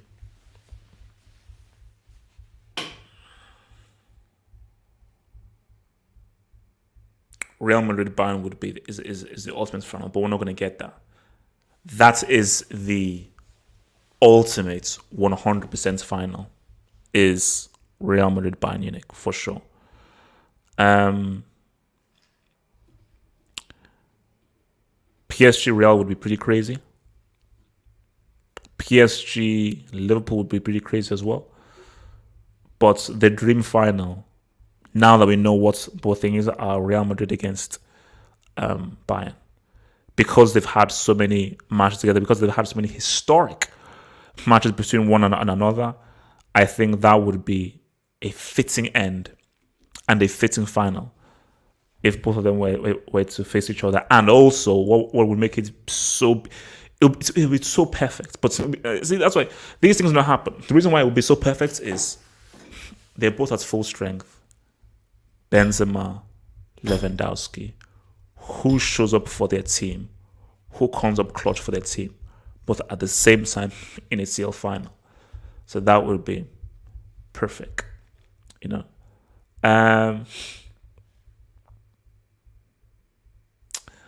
Shooby-dooby-doo. Oh, there it is. From Bad Meets Evil, hey, thank you, bro. What's up, Mr. A guy who's recently joined the Hangout family. I expect to see you on Sunday to review this stuff, man. I'll see you on Sunday, bro. HH, best Chelsea team in the Bram era, man for man. Because that's a bit really good man for man, but I'll try. So check and go. Ashley Cole left back. I'll ride with Aspilicueta right back. Obviously, Carvalho and Terry in defense. So we'll go for a 3 in midfield. I'm going to say Kante, Lampard, and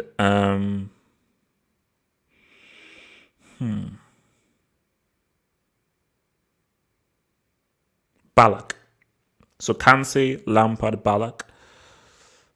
Then the front three, Hazard on the left. Then I'd have Zola on the right, Drogba, striker. That will be the team. 4-3-3, bada bing, bada boom. From Latza.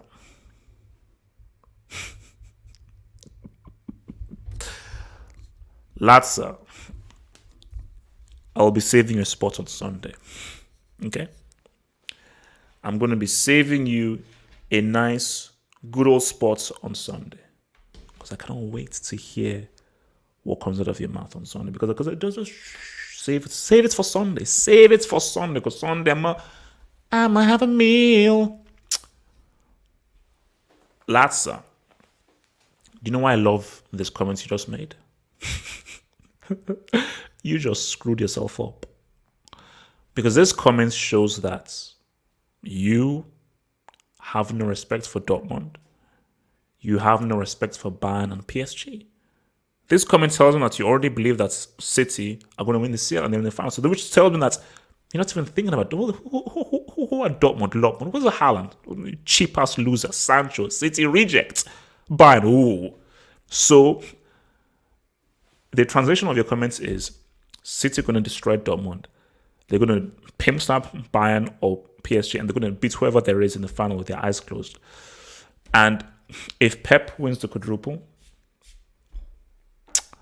I'll be a man.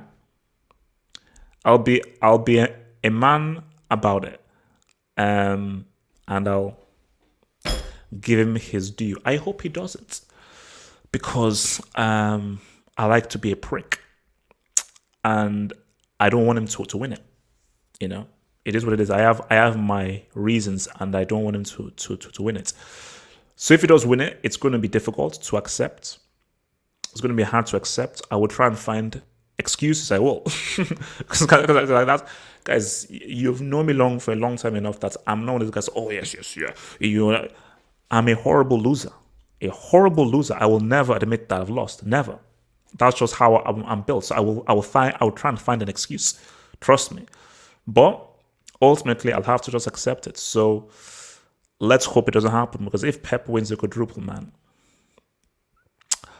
not good for my narrative. Not good, you know. And And if he does that, puts Mourinho in a very tough spot. Puts Mourinho in a very tough situation, man. So I hope not. Neymar and Hazard didn't live up to expectations.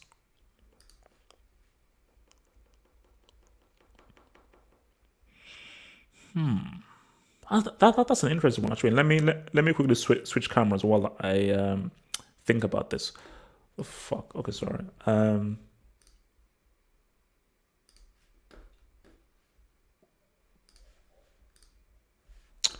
All right, beautiful.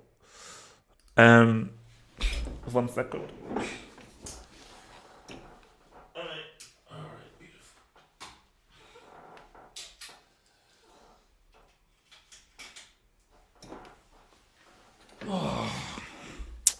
Neymar and Hazard in Hazard. Yeah, man, the younger man also. I'm switching to webcam, man. Hazard.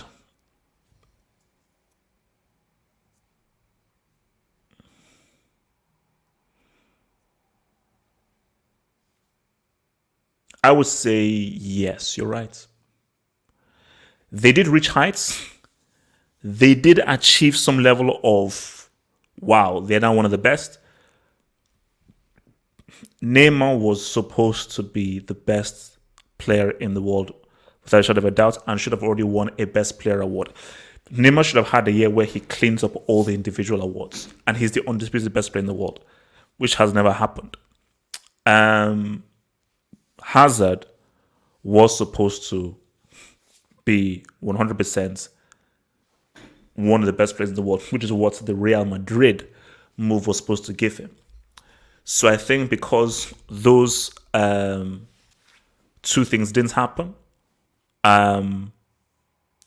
ultimately speaking, they didn't live up to expectations.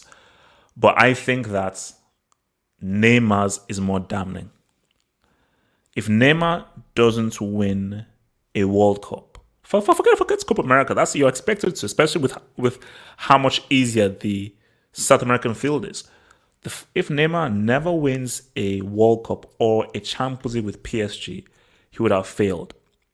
You only have one Champions League medal, one, and that was with MSN. So you were riding the coattails of Messi and the Carnival. So you've never been the quintessential main guy, main star, leading a team to that CL.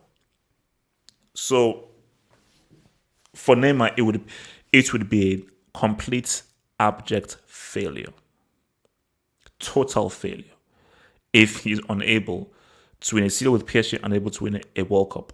For Hazard, man, I mean, we'll have the discussion on Saturday, man.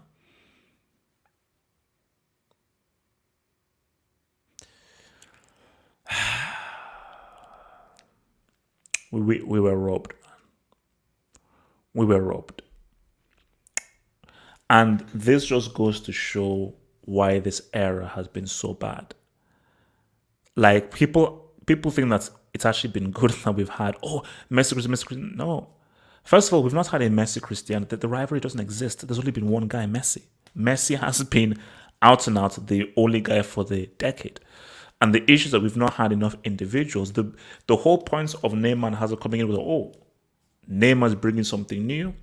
Hazard is bringing something new. And these guys will now carry things into a different direction and sort of leave Messi in the past and in the dust, only Cristiano in the dust. So football, I think, has suffered because there's not been anybody to carry the mantle from Messi and Cristiano. So, from Latza, HH, Uncle Dinosaur is already finished. LL, your boy got schooled by a man in prison. Latza, how many CLs does your club have? 2? 1? No, come on, you've got to have at least 1 C. So you're calling a man who has 2 CLs, one of which was a treble, while your club has never been to a CL final. Let's just start there. But that's to one side. So insulting a two-time CL winner, even if your club has never sniffed a CL final, that's real cool. Can you give me a CL final? Can you just give me one? He didn't get schooled. Harry Kane is a flop. Open goal could have helped his team back in the game. And as I've said several times, Harry Kane is not an elite striker. Harry Kane is not a guy you want in a big moment. He's a stat padder that the English media have sold to us as being this big-time striker. But this English media are a bunch of filthy, stinking liars. So I blame it on Harry Kane. Okay? So Mourinho can only do so much. Mourinho is coaching a team of good players, but not elite players. Mourinho, based on what he's done in his career, deserves to coach the very elites. Okay? Pep Guardiola, you have pickings of whoever you want to have. Give this Man City team to Mourinho, he wins you a CL in the first 2 years, guaranteed. How many years has it been for Pep? 5th year, not even slipped to CL final. I'm willing to bet with you. Let's take a bet. Give Mourinho this same City team, he's giving you a CL in 2 years, guaranteed. 2 years giving you a CL guaranteed. Heck out of here. Pep Guardiola. Yeah, man.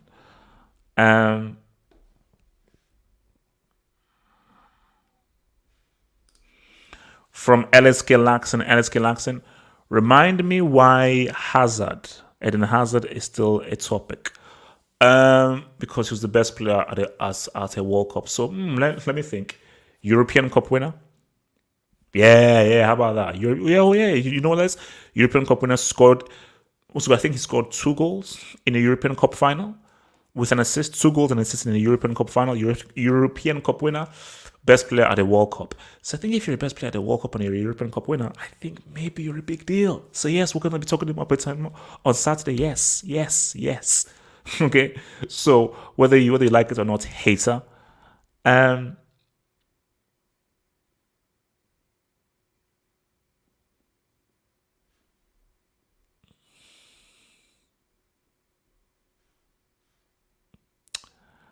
All right. All right. Do.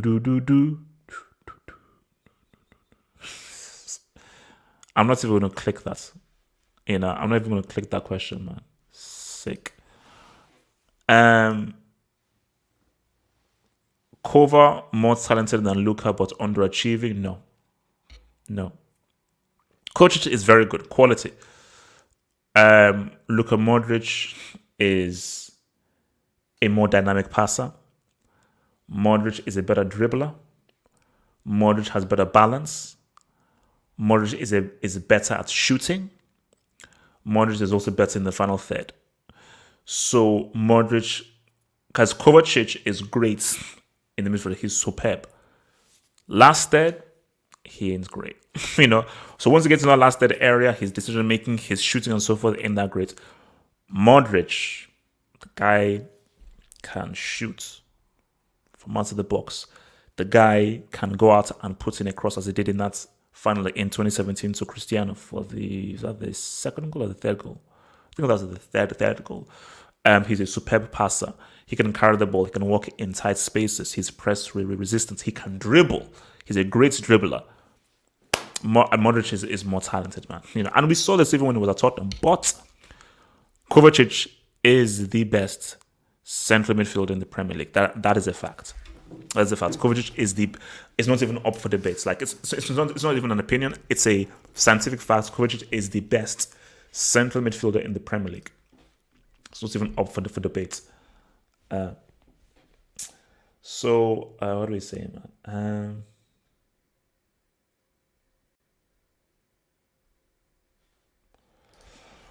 From Alex Galaxy, enlighten me, LL. Which World Cup was that? World Cup 2018. The award was given to Modric, but everyone agreed. They asked the players, because there was a players thing, and they did a questionnaire with all the players, and all the players said that Hazard was the best player. So the award given to Modric was by the organizers, but then there was another one where every player had to put down who they thought was the best player of the World Cup. And Hazard won the most votes, so he was the player's choice for the best player of the World Cup. So, nah, nah, nah, nah. All right. From your boy Eddie. What up, baby? What up, baby? What up, baby? Pick one. Mo wins the World Cup with Portugal, and Cristiano breaks the World Cup goal record.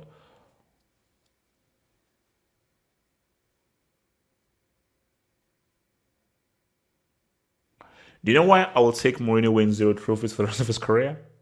Because he still won a treble. Even if he wins 0 trophies, he still completed Dodd, which was FC Porto. Pep hasn't done that. Messi gave you those seals. Have you been to a seal final without Messi? So boom, Pep hasn't. Mourinho completed Dodd. So Dodd was FC Porto. Treble with Inter Milan. What? Are you kidding me? Treble with Inter Milan. Oh, who did he beat? Who did he? Oh, he beats Pep's team with 10 men. How good is Pep really? He beats a peak Pep team with Messi and so forth with a 10-man Inter Milan. So I don't give a crap whether he wins 0 trophies. His legacy is already set. And yeah, I don't want Cristiano touching my World Cup, man. So get his paws off that World Cup, man, 100%.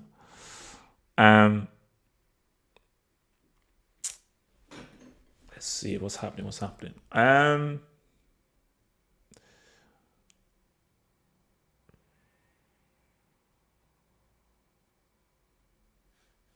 So it's much in the same class as whom?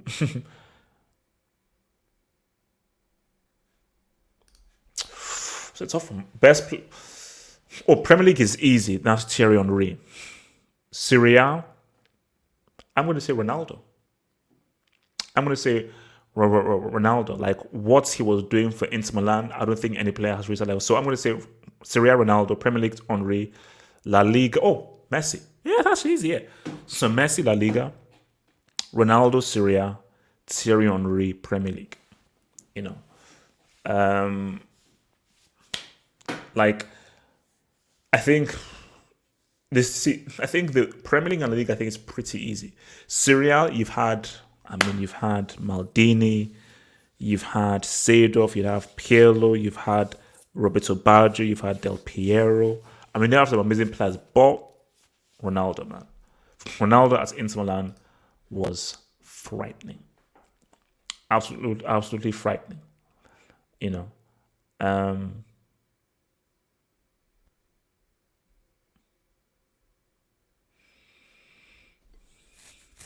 Oh yes, and yeah, you didn't mention Bundesliga. So if you were to throw in Bundesliga in there, you 100% you got to say Lewandowski.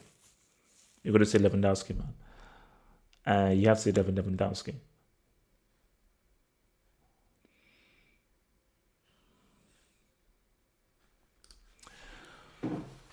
What stands between City and the Seal?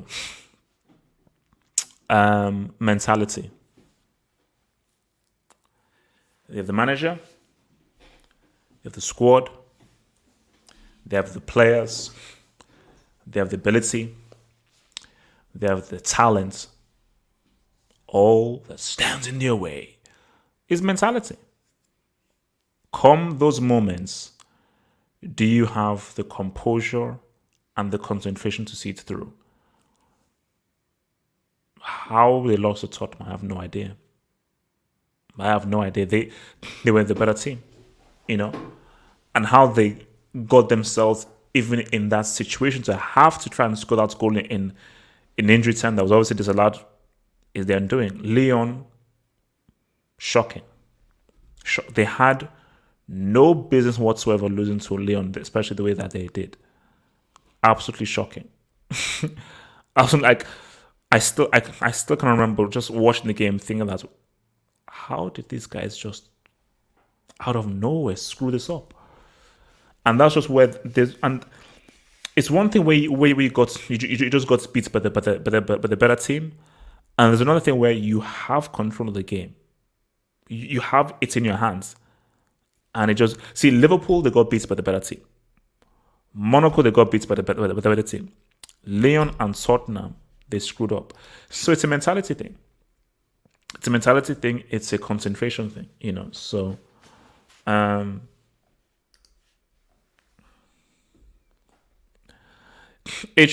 Longley, Rhys Williams, or Mustafi? Oh Lord, what kind of choice thing is that, man?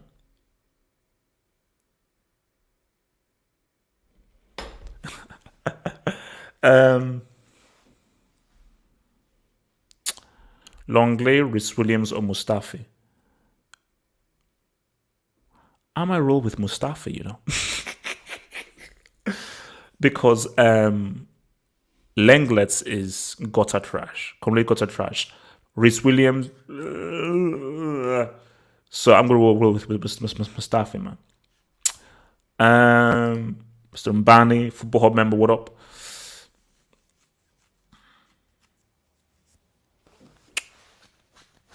Yeah, I respect Maradona. The question was best, not greatest. I think Maradona was greater in terms of Dodd and what he did. The kind of things that Ronaldo did for Inter Milan, I've never seen in my entire life. Like, I've said this to my love, like Maradona for me is the GOAT. The best player I've seen in my entire life was Ronaldo, and peak Ronaldo was when he was at Inter Milan.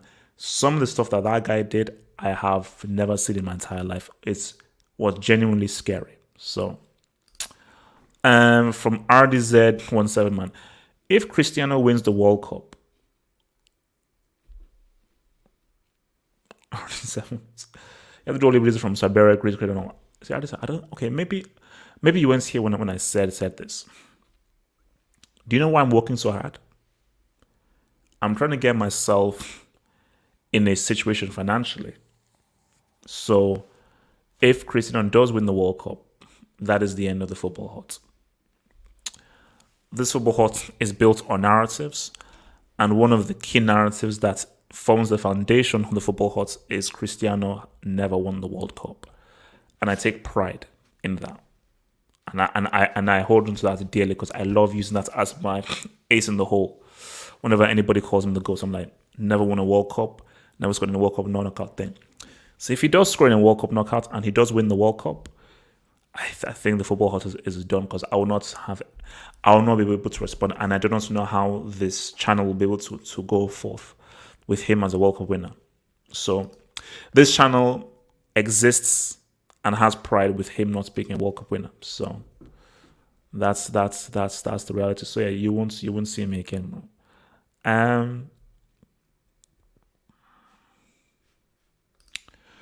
How highly do you rate Cho?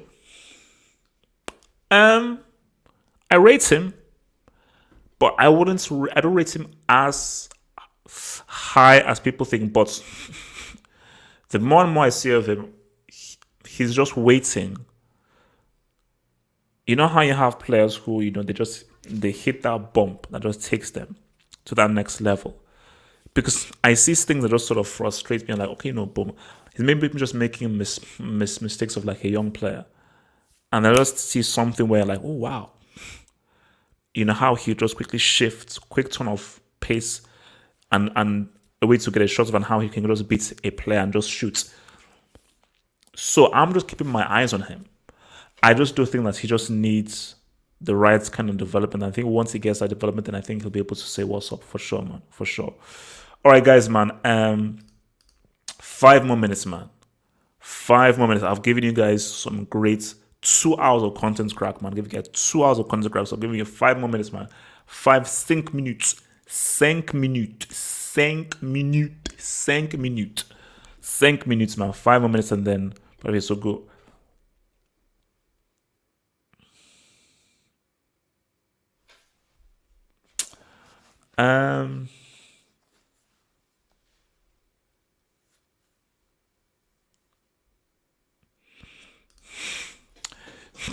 Without the brackets, with how the brackets are set, which UCL final would you want to see? You can say Chelsea if you want. Wait, I think I already answered this, but the question was without Chelsea. The final I would want to see, obviously, is I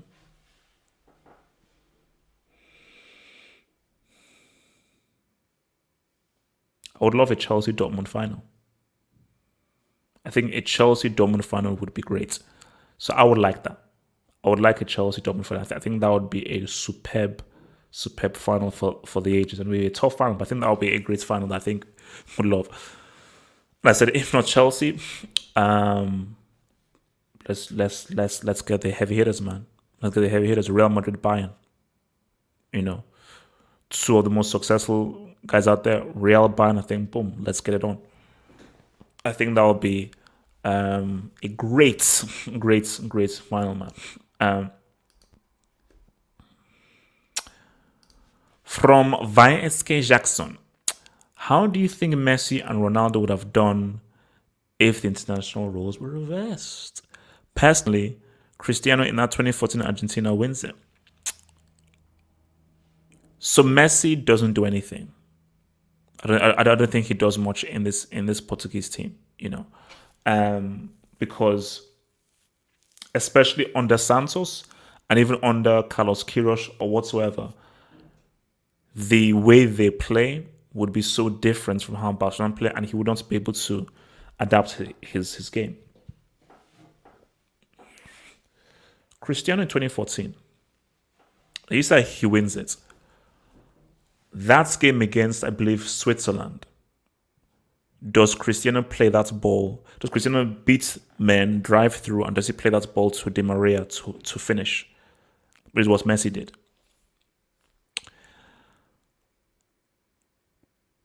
Argentina definitely win a Copa America. For sure. For sure. A World Cup, I don't know. I don't know. I don't know. But I think that if they were to make a final,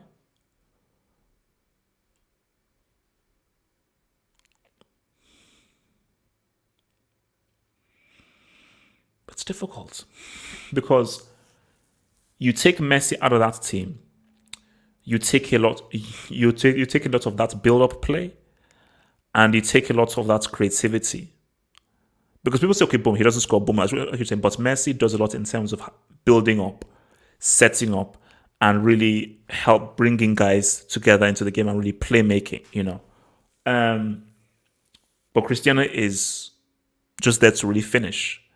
So then, who would then now fill in that role for Argentina that once Messi has now gone to? And Argentina obviously will now be like, but we have to give the ball to Cristiano. So my thing is that Cristiano going to Argentina, it would actually be similar to his situation with Portugal, which is Cristiano will now be heavily reliant on Di Maria, Eva Banega, and these kinds and Mascherano to try to supply him and give him the ball, because at Real Madrid he knows Dani Carvajal will give him, Modric will give him, Marcelo will give him, Benzema will help create for him. In Argentina, does he have that? So I don't think it's because if they were in a final, if they were in the final and Cristiano had the chances Messi has, Cristiano puts one of those chances away. Like, I would trust Cristiano in a final more so than I would a Messi. Big, huge moments, a 1v1, I would trust Cristiano a lot more than I would a Messi. So, but then again, because I was actually watching some of those Euros. I was actually watching like the Euro 2016 again, man. I said, guys, because I remember watching, because I was watching the Euro 2016 final like in a pub. And I think there was a Portuguese guy that was in there. And I don't think I've ever seen a goal that came out of nowhere more so than that Eder goal.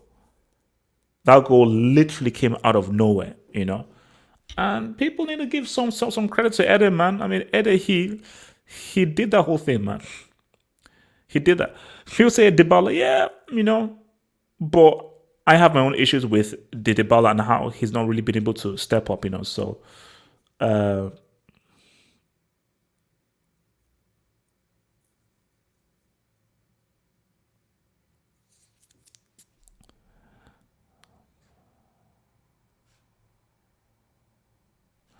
All right, I think this is the last one, and then I'll be out of here, man. What do you think about Brazilians? About Brazilians' greats until mid-20s, then the decline. I mean, it is what it is, and you know what? I admire that. You see, I am not big on consistency.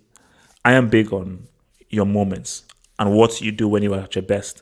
I think for a lot of Brazilians, they're like, look, once I've done it, party. And I think for a lot of Brazilians, what they look for first of all is to win the World Cup and to win a Champions League. Once they've done that, they're like, cool. So for Ronaldinho, I won the Champions League, I won the World Cup. I really wanted to win it in '06. It didn't happen. Hey, my legacy is done. It's set, you know. So I don't think that Brazilians put much stock into being consistent, like winning multiple Champions Leagues, multiple. They're like, yeah, let me just do what I have to do at my peak, at my best, get in and get out, you know. Nothing much for me to do, nothing else for me to prove. Obviously, that's different from the European mindset and so forth. But guys, when you look at some of the women in Brazil and what Brazil is about, I mean, I'm just saying, hello, guys. It's been swell. It's been cool. It's been great having you guys around.